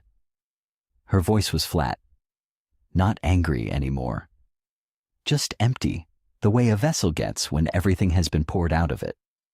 Without the paper, Creel will stand up in front of the whole town and call me a liar. And they will believe him because it is easier. Mercy Ford saw something today, Lottie Mae said. In the street, people got up off their knees.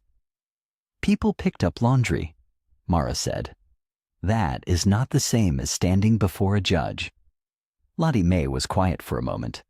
Then she said, No, but it is where it starts. Mara looked down at Jonah. She pressed her lips to the top of his head and held them there for a long breath. I am his mother, she said. Before I am anything else, I am his mother, and a mother does not march her baby into a courtroom to be publicly shamed with nothing in her hands but grief. She looked up at Lottie Mae with dry and steady eyes. Running is not cowardice. Sometimes running is what love looks like. Lottie Mae did not argue after that. The sky began to pale by degrees. Not full dawn yet, just the faint gray announcement of it along the eastern hills. Caleb watched Mara move to the far corner of the courtyard and begin gathering the few things they had left. A blanket, the canteen, the small cloth bag of bread Lottie Mae had brought the day before. He sat down beneath the broken bell tower with Jonah in his arms. The baby was still asleep. Caleb looked at the small face, the dark lashes, the soft rise and fall of the chest. He thought about Daniel Bell dragging a grown man through cannon smoke and mud. A boy, smaller than Caleb, younger than anyone, had a right to be on that field. He had not stopped. He had not calculated the cost. He had just refused to leave someone behind. Caleb had saved the baby. He had lost everything else. He pressed his eyes closed and sat with that truth. Then Jonah stirred. The baby shifted against Caleb's chest and blinked up at the gray sky. He looked at Caleb the way infants look at things, with complete and uncomplicated attention. Then his hand came up and closed around Caleb's finger. The same grip, the same small weight against his knuckle. Caleb stared at that tiny fist. Proof was not only paper, it was also people. A preacher who signed his name, a clerk who filed a record, an old woman who saw burned hands, a town that watched a rider steal a baby's blanket in the dark. Caleb stood up. Mara, he said. She turned, her bundle half packed. We're going to church, he said. And if we can't bring the will, we'll bring the man who stole it. Mara set her bundle down. She did not say anything right away. She just looked at Caleb with those steady, exhausted eyes and waited for him to say more. Caleb shifted Jonah to one arm and looked at the three of them. Lottie Mae had stopped fussing with her cloth strips. Reverend Hale had lifted his head from his hands. The gray light was growing slowly around them, turning the scorched mission walls from black to brown. We can't outshoot Varn, Caleb said. He has too many men, and we've got nothing left to hide behind. And we can't trust Creel to do right by the law, because Creel is the reason the law is broken in the first place. He looked at Reverend Hale.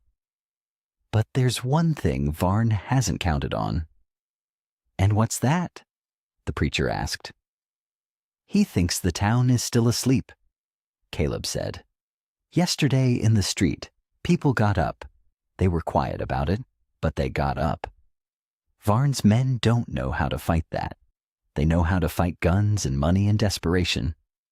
They don't know how to fight a town that's decided to look at itself honestly. Reverend Hale nodded slowly. What I need, Caleb said, is for that church to be full and the doors to stay open. I need people to hear you preach before Creel gets anywhere near a judgment. Reverend Hale was quiet for a moment. Then he said, "The Good Samaritan." Something like that. "The sin of passing by the wounded," the preacher said, almost to himself. He straightened on the broken step, and some of the weariness lifted from his face. "Yes, I know what to say." Caleb turned to Lottie Mae. "I need you sitting in the front pew with Mara, right up front where everyone can see you. Not hiding in the back, not slipping in late." Lottie Mae pulled her shawl tighter and lifted her chin. "I've sat in that front pew for 30 years, she said. "Silas Varn is not going to move me out of it now." Caleb nodded. Then he looked at Mara. She was watching him with an expression he could not fully read. Part fear, part something else that had not quite become hope yet, but was leaning in that direction. "After the sermon," Caleb said, "when Creel tries to dismiss your claim for lack of evidence, I'm going to stand up and tell the church that the will was real, that it was stolen from this mission last night, and that someone in Mercy Ford saw Varn's rider carrying that quilt this morning." He paused. "I don't know yet how many people will speak, but I think some will. After yesterday, I think some will." Mara looked at the ground. "And if no one does?" Caleb had no comfortable answer for that. "Then we'll have tried," he said. "And we'll have tried in front of everyone." She raised her eyes to his face and held them there for a long moment. Then she gave a small, tired nod. Reverend Hale reached into the front of his coat and drew out a folded scrap of paper. He held it toward Caleb. "The note," he said. "Daniel's second message. I pulled it from your vest before you chased that rider. I thought one of us should hold on to it." Caleb took it and turned it over in his fingers. "It won't prove the will by itself," Reverend Hale said. "But it names Ezra Pike, and a guilty man who hears his own name read aloud in church, in front of his neighbors, sometimes finds his silence harder to keep." Caleb folded the note carefully and pressed it back into his vest pocket. "There's one more stop before church," he said. "Ezra's sister. I want to know exactly what Varn told her and what he promised. Ezra's silence is the last locked door, and I think he's been lied to about what's behind it." Lottie Mae began collecting the blanket and the canteen without being asked. Reverend Hale stood and smoothed his coat. Mara wrapped Jonah close and picked up her bundle. The four of them walked out of the ruined mission and climbed into Lottie Mae's wagon. The old mare leaned into the harness without complaint.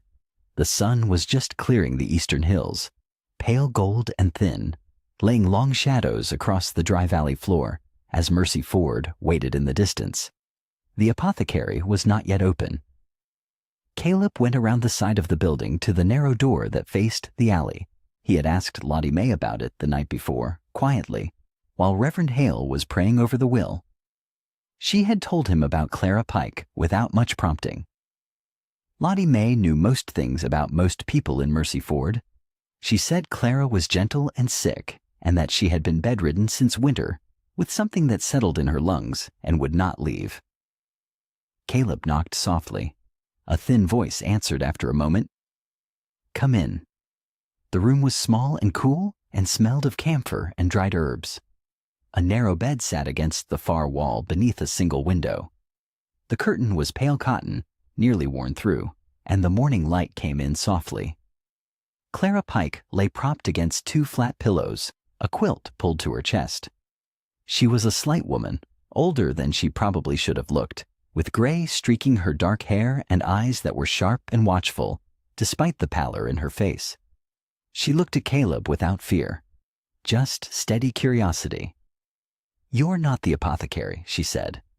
"No, ma'am," Caleb said. He removed his hat and held it in both hands. "My name is Caleb Rusk. I won't take much of your time."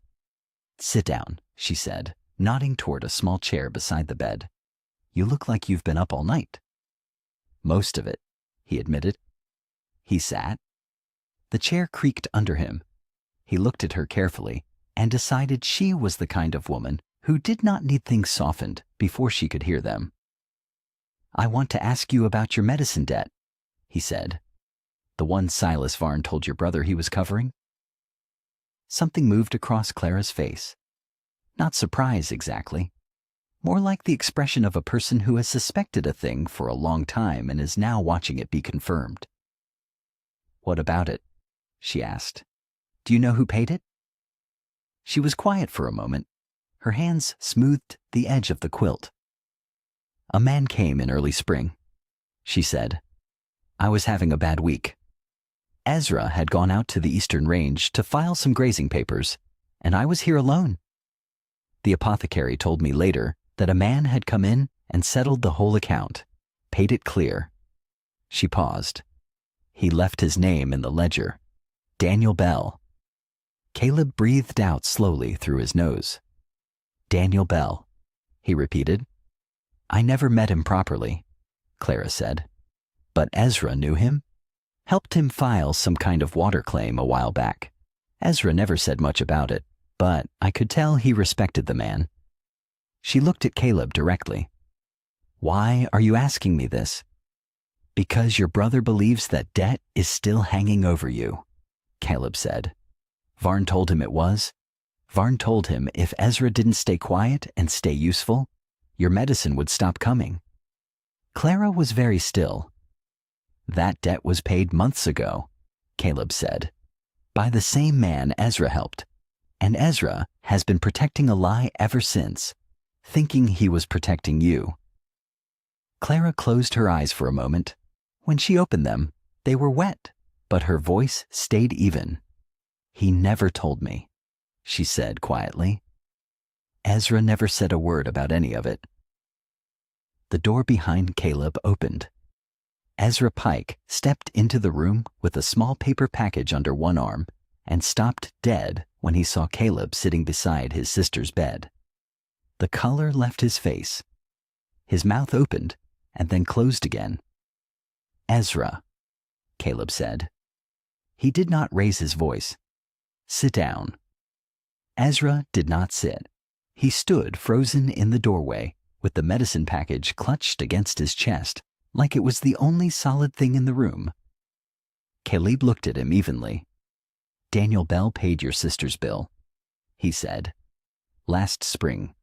Paid it in full and left his name in the ledger. The debt Varn's been using to keep you quiet does not exist." Ezra's lips moved without sound. "That man showed you mercy," Caleb said. "And right now, the only thing standing between his widow and his infant son and a corrupt judge is whether you can find it in yourself to tell the truth about what you buried." Clara reached out from the bed and took her brother's hand. Her grip was thin but firm. "Ezra," she said softly, "look at me." He looked at her. "Don't you trade your soul for fear of a man like Varn," she said. "Not for my sake. I would rather be sick and poor and proud of my brother than comfortable and ashamed of him." Ezra's chin trembled. His eyes filled. He looked from his sister to Caleb and back again, like a man standing at a fork in the road in the dark, unable to see where either path led. Caleb stood and put his hat back on. "I'm not going to tell you what to do," he said. "You're a grown man, and you know what you know." He moved toward the door and paused with his hand on the frame. "Court begins after church service. That gives you maybe 2 hours." He looked back at Ezra one last time. "This is the last morning you get to decide what kind of man you are. I hope you use it well." He left Ezra standing beside his sister's bed, trembling, her hand still holding his. The bells of Mercy Ford rang out across the dry valley like they did every Sunday morning. They rang the same as always, steady and clear, climbing up over the rooftops and drifting out past the empty water troughs and the dusty storefronts and the brown hills beyond. But this Sunday felt different. Everyone in town could feel it, even if they could not say exactly why. People gathered in small groups outside the whitewashed church, dressed in their best. Women in clean cotton dresses and men in collared shirts, that still carried the creases from being folded in drawers all week. Children stood close to their mothers. Nobody spoke very loudly. The whispers moved through the crowd like a dry wind. She burned her own house, they say. That will was forged. Creel said so himself. Did you see that cowboy in the street yesterday? Picking up Lottie Mae's laundry like that? Varn's going to take the spring. It's already decided. Maybe, but I saw that woman's hands. Those were not the hands of someone who set her own fire. Inside the church, Silas Varn was already seated. He occupied the front left pew as comfortably as a man sitting in his own parlor. His coat was dark and pressed. His boots were clean. He sat with one arm resting along the back of the pew and his chin slightly raised, the way a man sits when he has already decided how the day will end. Judge Amos Creel sat beside him. The judge was smaller than Varn in every way, thinner and paler, with careful hands folded in his lap. He smiled at people as they filed in. It was a courtroom smile, practiced and empty. The kind that was meant to look kind without actually being kind. Varn did not smile. He simply watched the door. Outside, Lottie Mae's battered wagon rolled to a stop at the edge of the churchyard. Caleb stepped down first. He wore the same worn clothes he always wore, brushed as clean as he could manage. His hat was in his hand. He turned and helped Mara down from the wagon seat, and she came down carefully, holding Jonah tight against her chest. The borrowed dress was plain gray cotton, a little too long in the hem. There was no hiding the faint gray stain along the bottom where smoke had worked itself into the fabric. It had been washed and dried and washed again, and still it remained. Mara had looked at it that morning without saying anything. She had put it on anyway. She stood in the churchyard now and looked at the open doors and did not move for just a moment. Caleb did not push her. He stood beside her and waited. Lottie Mae came around from the other side of the wagon and positioned herself firmly on Mara's left. The old woman was wearing her Sunday hat with the slightly bent brim, and she held her cane with both hands and her chin up. "We go in together," Lottie Mae said simply. Mara pressed her lips together and nodded once. Reverend Hale came last, carrying his Bible under one arm. He held the church door open and let the others pass through ahead of him. The conversation inside the church did not stop all at once. It faded unevenly, pew by pew, as people noticed Mara walking down the aisle. Some turned to stare openly. Some looked down at their hands. A woman near the middle pew pressed her fingers to her mouth. A farmer in the back straightened slowly in his seat. A child tugged her father's sleeve and pointed before her mother pulled her arm back down. Mara kept walking. Her eyes were forward. Jonah was quiet against her shoulder, one small fist curled near her collarbone. Caleb walked beside her on her right. He did not look at Varn. He did not look at the judge. He watched the aisle ahead and matched Mara's pace. Varn watched them from the front pew with calm, cold amusement. His expression said everything without saying a word. He had the quilt. He had the judge. He had already won. At the front of the church, Reverend Tobias Hale stepped up to the pulpit. He set his Bible open before him. He looked out at the congregation, taking in the whole room slowly, meeting eyes, letting the silence settle and deepen until it had weight. Then he began. Reverend Hale did not open with thunder. He opened with a road. There was a man, he said, his voice low and steady, traveling from Jerusalem to Jericho. A long road, a lonely road, the kind of road where trouble finds you when nobody is watching. He paused and let that settle. Robbers came. They took everything he had. They beat him and left him in the dust, and there he lay bleeding in the road, with the whole wide world passing by above him. A few people shifted in their seats. The church was warm already, even this early. The air barely moved. Now, the first man who came down that road was a respectable man. Reverend Hale continued. A priest, a man of standing. a man the community trusted and looked up to.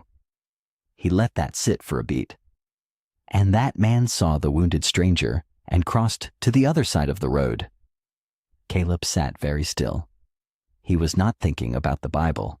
He was thinking about a ridge in Virginia, and the smell of black powder smoke, and the way the ground had felt under his back when he could not move anymore. He was thinking about how many boots had walked past him that day. Good men, frightened men, men with their own wounds to worry about. He remembered closing his eyes and believing that was the end. And then he remembered two small hands grabbing his coat. The second man was also respectable, Reverend Hale said. He looked, he saw, he felt something. The Reverend touched two fingers to his own chest. Right here, that flicker of conscience that God puts in every soul. And then he kept walking. Somewhere in the middle pews, a woman cleared her throat softly. Mara sat with Jonah pressed close, and her eyes fixed on a knot in the wooden floor just in front of her feet. She was not thinking about Jerusalem or Jericho either. She was thinking about a dry creek bed and the sound of her own voice saying the words she had been too afraid to say out loud since Daniel died. She was thinking about how she had pointed a trembling rifle at a stranger because she did not have anything left to trust. And the stranger had raised both hands and stayed anyway.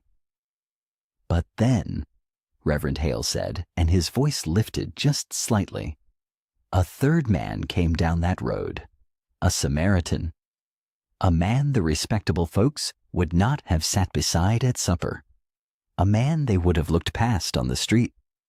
He leaned forward over the pulpit, and he stopped.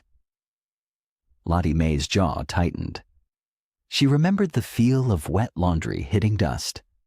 She remembered the shame of standing in the street while younger, stronger men laughed. And she remembered looking down and seeing a worn pair of boots kneel in the dirt beside her without one word of explanation. Around the church, people were very quiet now. Not the polite quiet of a Sunday sermon. Something deeper than that. The uncomfortable quiet of people who recognize themselves in a story they would rather not be in. A farmer in the fourth pew studied his hat brim. The blacksmith's wife looked at her hands. A young man near the back wall stared at the window like he was thinking about something from yesterday. Varn sat perfectly still with his expression unchanged. Reverend Hale straightened and looked out across every face in the room. A town is not measured by how well it honors powerful men, he said. Powerful men honor themselves well enough. A town is measured by what it does when the frightened come to its door, when the widowed stand in its street, when the orphaned have no voice and the wounded have no strength left to call for help.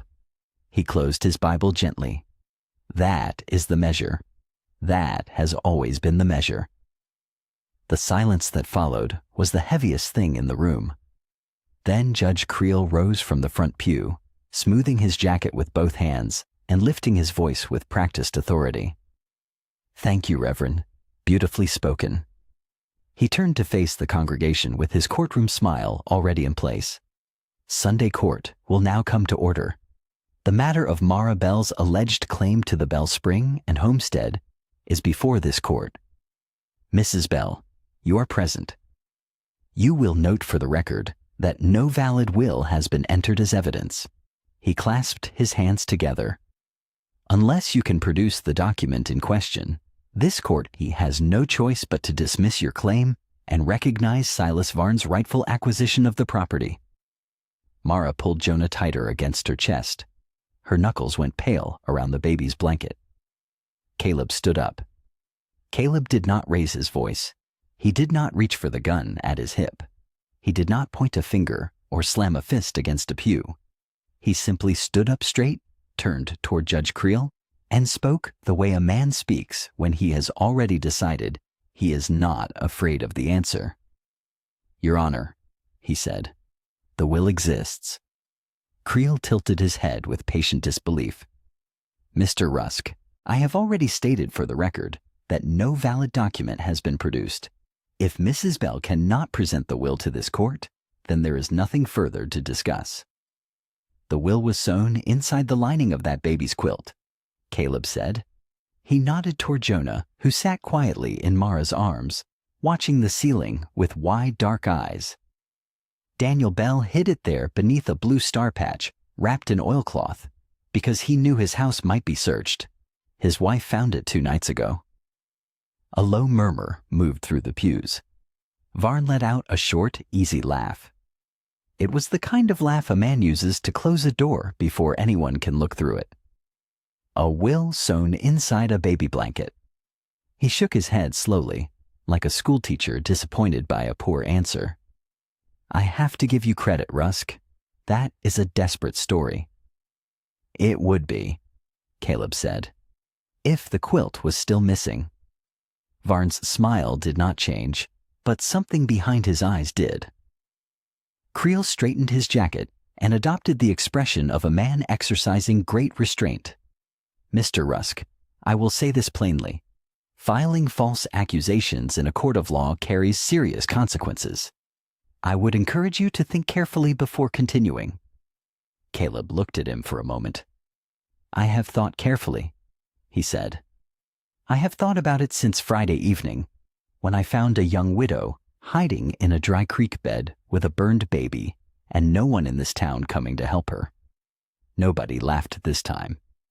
He reached into the inside pocket of his vest and drew out a small folded piece of paper. He handled it carefully, the way a man handles something that cost someone else everything. This is a personal note written by Daniel Bell, Caleb said. Hidden in the same quilt as the will. Written to his wife in case he did not come home. He paused. He did not come home. The church was very quiet. This note names Ezra Pike as the man who filed Daniel Bell's original water claim at this courthouse. And it explains why Daniel never sold that spring to Silas Varn, not for stubbornness and not for pride. Caleb's voice stayed level. Because Daniel Bell believed water given by God should not be turned into a chain around the neck of every poor family in this valley. He held the note out toward Creel, who took it with stiff fingers and read it without expression. This, Creel said after a moment, setting the note down on the bench box before him, is a personal letter. It is not a will. It is not a deed. It carries no legal weight in this proceeding. He looked out at the congregation with an air of finality. I am prepared to rule. I know it is not enough, Caleb said quietly. Creel blinked. I know one note does not prove a will. Caleb turned away from the judge entirely. He turned to face the congregation. All those rows of familiar faces, people who had grown up in this valley, raised children here, buried people they loved in the dry ground just east of town. He looked at them the way a man looks at people he is trusting with something fragile. But I am asking a simple question, he said. This morning, before church service, did anyone in this town see one of Varn's riders carrying a soot-black baby quilt toward the tack room behind this church? The silence came down hard. Nobody moved. Nobody spoke. A child coughed near the back wall and was quickly hushed. Caleb waited. Then the slow, deliberate sound of a cane scraped against the wooden floor. Lottie Mae Finch rose from the front pew 1 careful inch at a time, both hands on her cane, her chin lifted, her voice plain and clear and steady as a bell. I did, she said. I saw him plain as morning. Lottie Mae stood alone for 1 long breath. Varn let the silence stretch just long enough to seem comfortable. Then he turned in his pew with a slow, almost sympathetic shake of his head.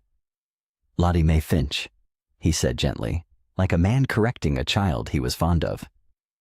Bless your heart. You are telling this court that you saw a rider carrying a baby blanket. He spread his hands. Half the women in this valley carry baby blankets. My men ride past the church every Sunday morning. A few nervous chuckles came from somewhere near the middle pews. Lottie Mae did not sit back down. I know what soot looks like, she said. I have run a wash house for 30 years. That quilt was black with smoke, and it had a blue star patch on the corner, same as the one this baby's mother has been wrapping him in since he was born. I saw your man Decker carry it under his arm toward that tack room before the first bell rang. She paused. I am not confused, Silas. I am just not afraid of you anymore. The chuckles stopped. Another sound came instead. The slow scrape of a bench. Margaret Holt, the blacksmith's wife, stood up from the third pew on the left. She was a broad, plain-faced woman who had never in her life caused trouble at a church service. I saw him too, she said. Same quilt, same man. He came around the north side of the building while I was tying our horses. Varn's jaw tightened slightly, but he kept his voice smooth. Margaret, I understand you want to help this poor woman, but wanting something to be true and seeing it clearly are not the same. I saw him. This voice came from the back of the church. A boy, maybe 15, wearing a too large coat and a general store apron he had forgotten to take off before service. He stood up fast, like he had been holding it in all morning, and his body finally gave out before his courage did. Tommy, someone near him whispered sharply. The boy named Tommy did not sit down. He came into the store yesterday and asked for a flour sack, Tommy said. I said we were out. He had that quilt tucked under his coat, and part of it was hanging out, and I saw the blue patch. I thought it was strange, but I didn't say anything. He swallowed. I should have said something. From the far left pew, a farmer with sun-cracked hands and a gray beard stood without a word and looked at Varn for a long moment. My neighbor's boy helped with the horses this morning, he said. He told me the same thing before service. I told him to stay quiet. His voice was rough. That was wrong of me. One more woman rose near the center, then another man near the side window. Each voice was small on its own, but they did not stay small. They gathered the way creek water gathers, quietly at first, then with more weight than anyone expected. Nobody claimed to have the quilt.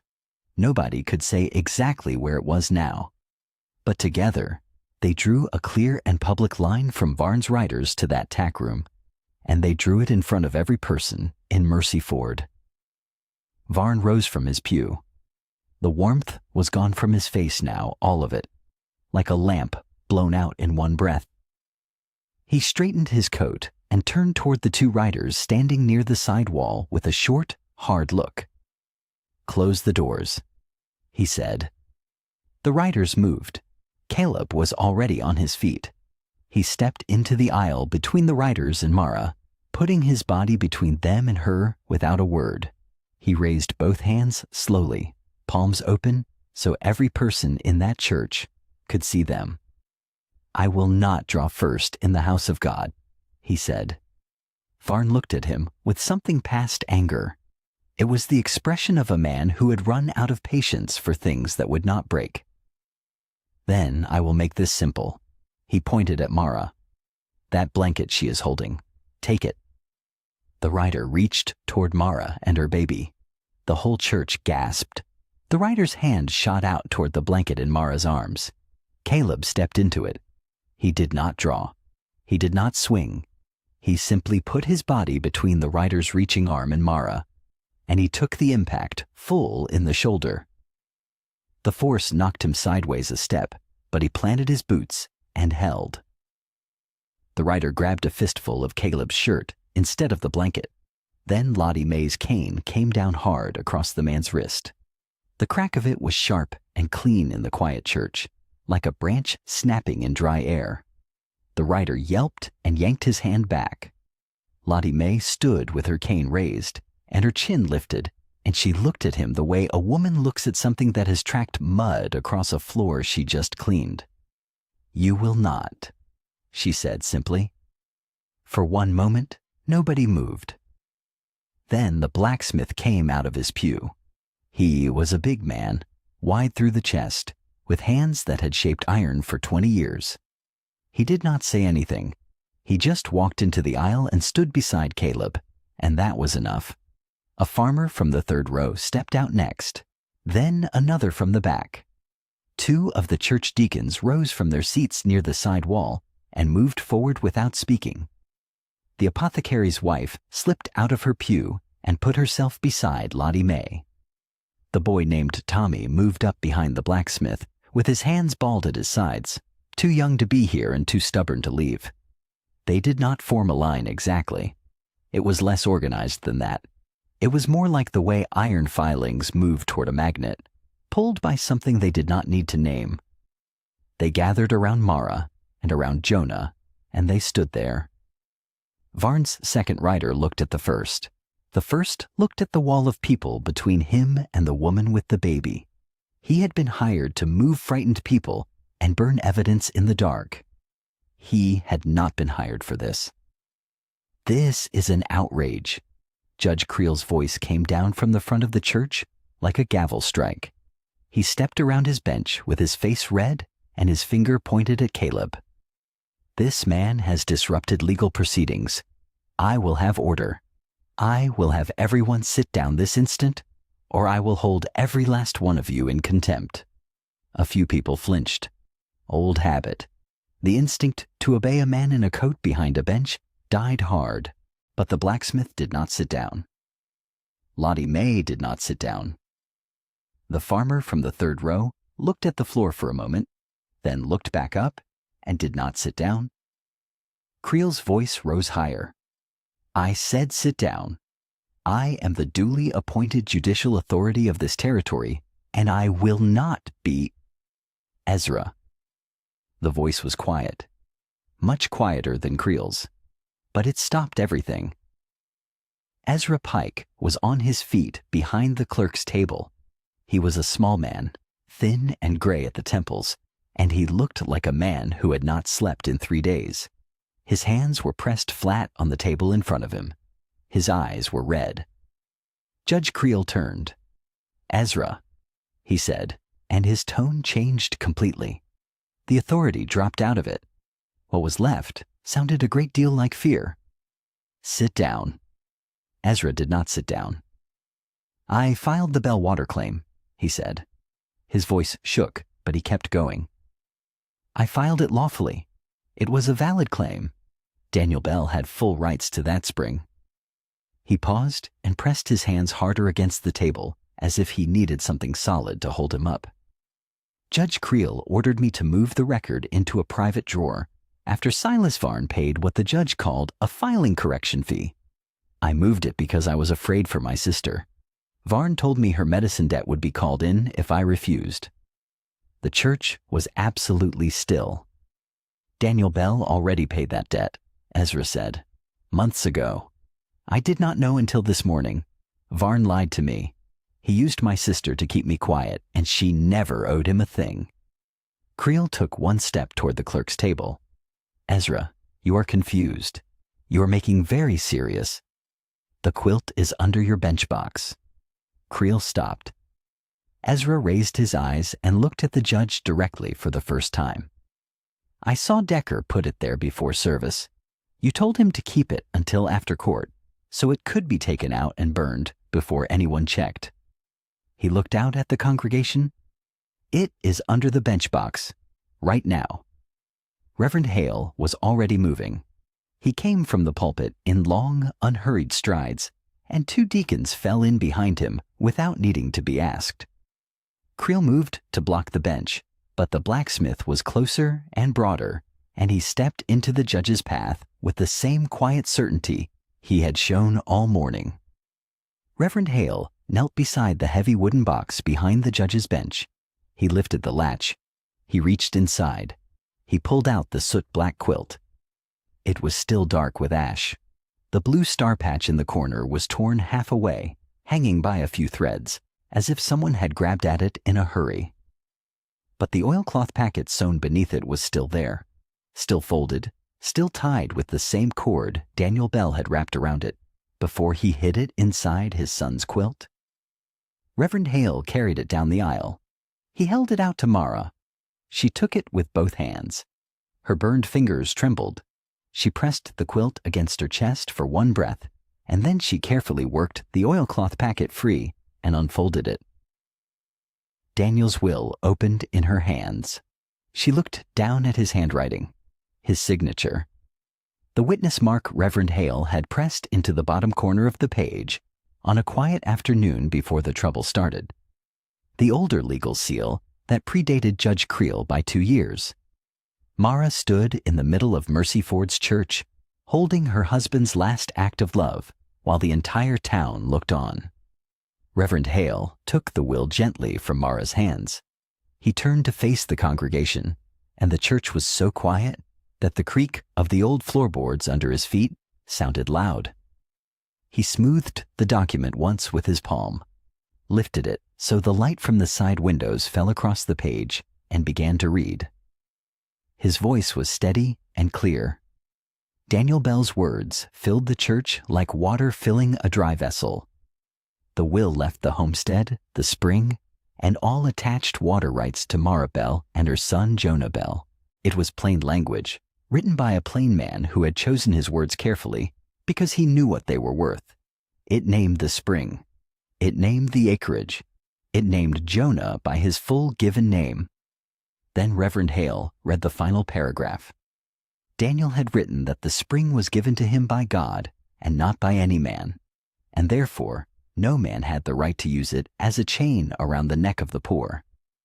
He asked that in times of drought, the water be made freely available to widows, to small farmers, to veterans, and to any family whose animals were dying of thirst. He said water given by God should never be turned into a weapon by men. Reverend Hale lowered the page. Several people in the pews were crying quietly. The blacksmith looked at the floor. The farmer from the third row pressed his hat against his chest. Even Tommy, the store boy, stood with his jaw tight and his eyes bright. Then Ezra Pike reached into the front pocket of his coat and produced a small brass key. He walked to the locked records drawer on the side wall of the courthouse bench, the one that had always been Judge Creel's private drawer, the one Ezra had not been allowed to touch in months. His hand shook as he fit the key into the lock, but the drawer opened, and inside was a thin record book with the Bell water claim still filed between its pages, exactly where Ezra had hidden it under Creel's orders. He carried it to Reverend Hale, who laid it open beside the will. Every entry matched. Judge Creel made one last attempt.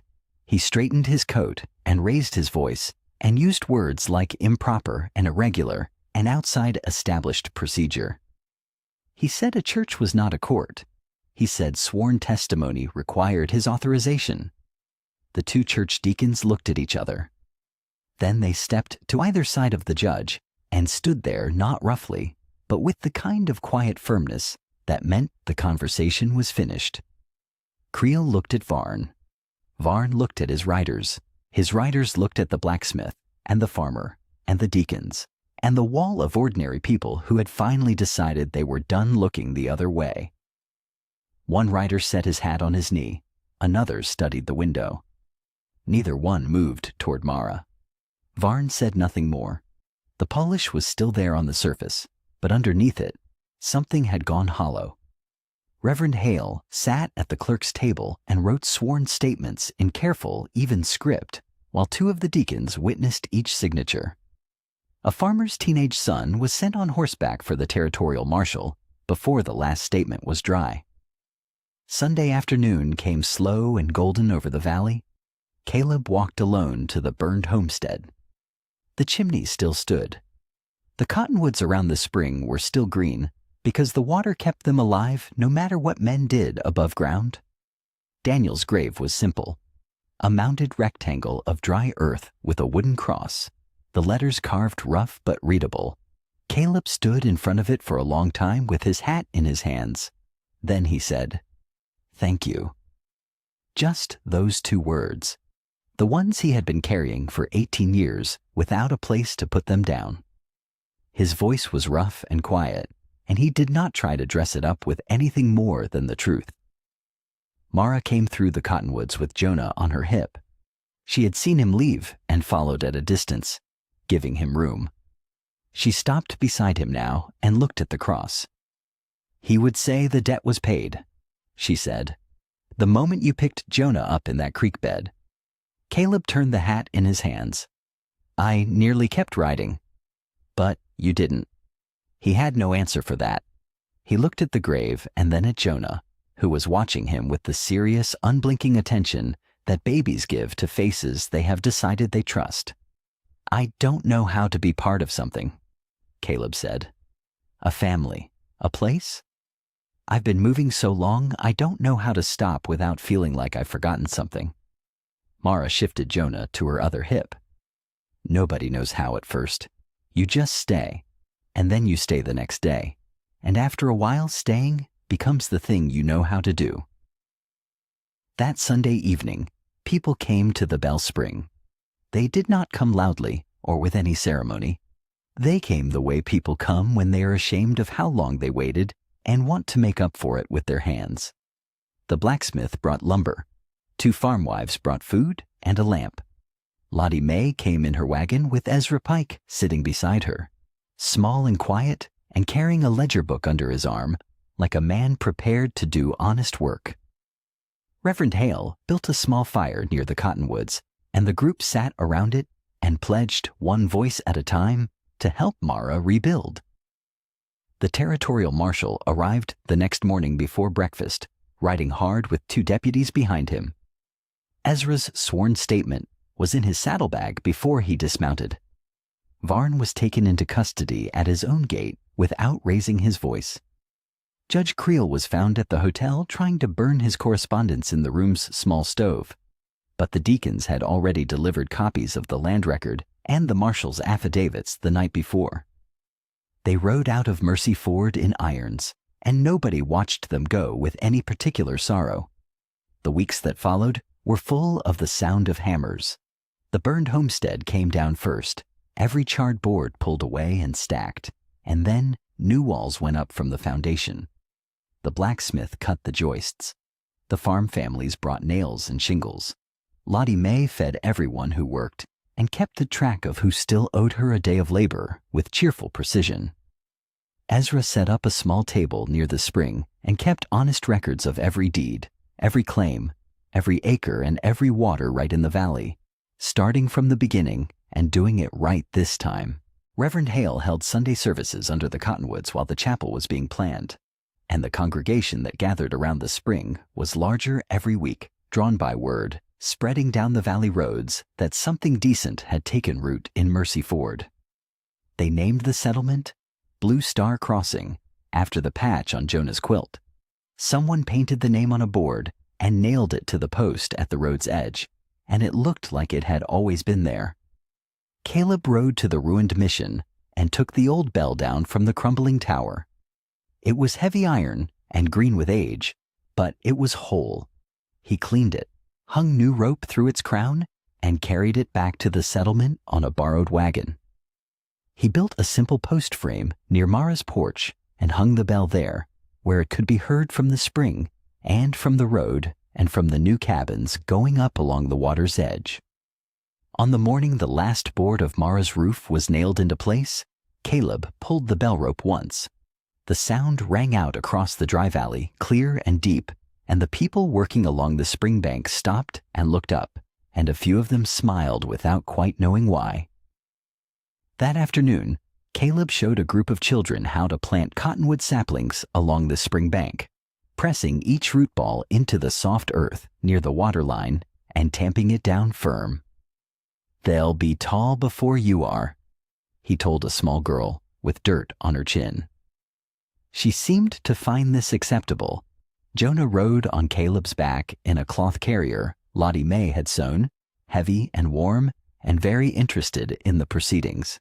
He had recently discovered that grabbing a fistful of Caleb's collar and pulling it was extremely satisfying, and he pursued this interest with dedication. Mara stood on the porch watching them. She had the mended Blue Star quilt folded over one arm, the torn patch now stitched back with thread that almost matched but not quite, which she had decided was fine. Healed things did not need to be invisible to be whole. "Caleb," she called. He straightened up from the last sapling and looked back at her. Jonah grabbed his collar. For just a moment, the old habit stirred in him. The pull toward the road, the feeling that belonging to a place meant risking the place. That love was something a man like him eventually caused to suffer.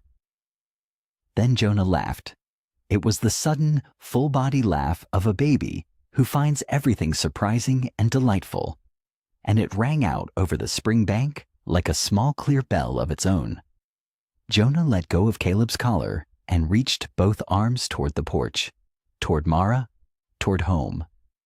Caleb removed his hat. He stepped onto the porch. He went inside. I hope you like this story. Please share what's your favorite part of the story and where in the world you are watching from. Have a wonderful day.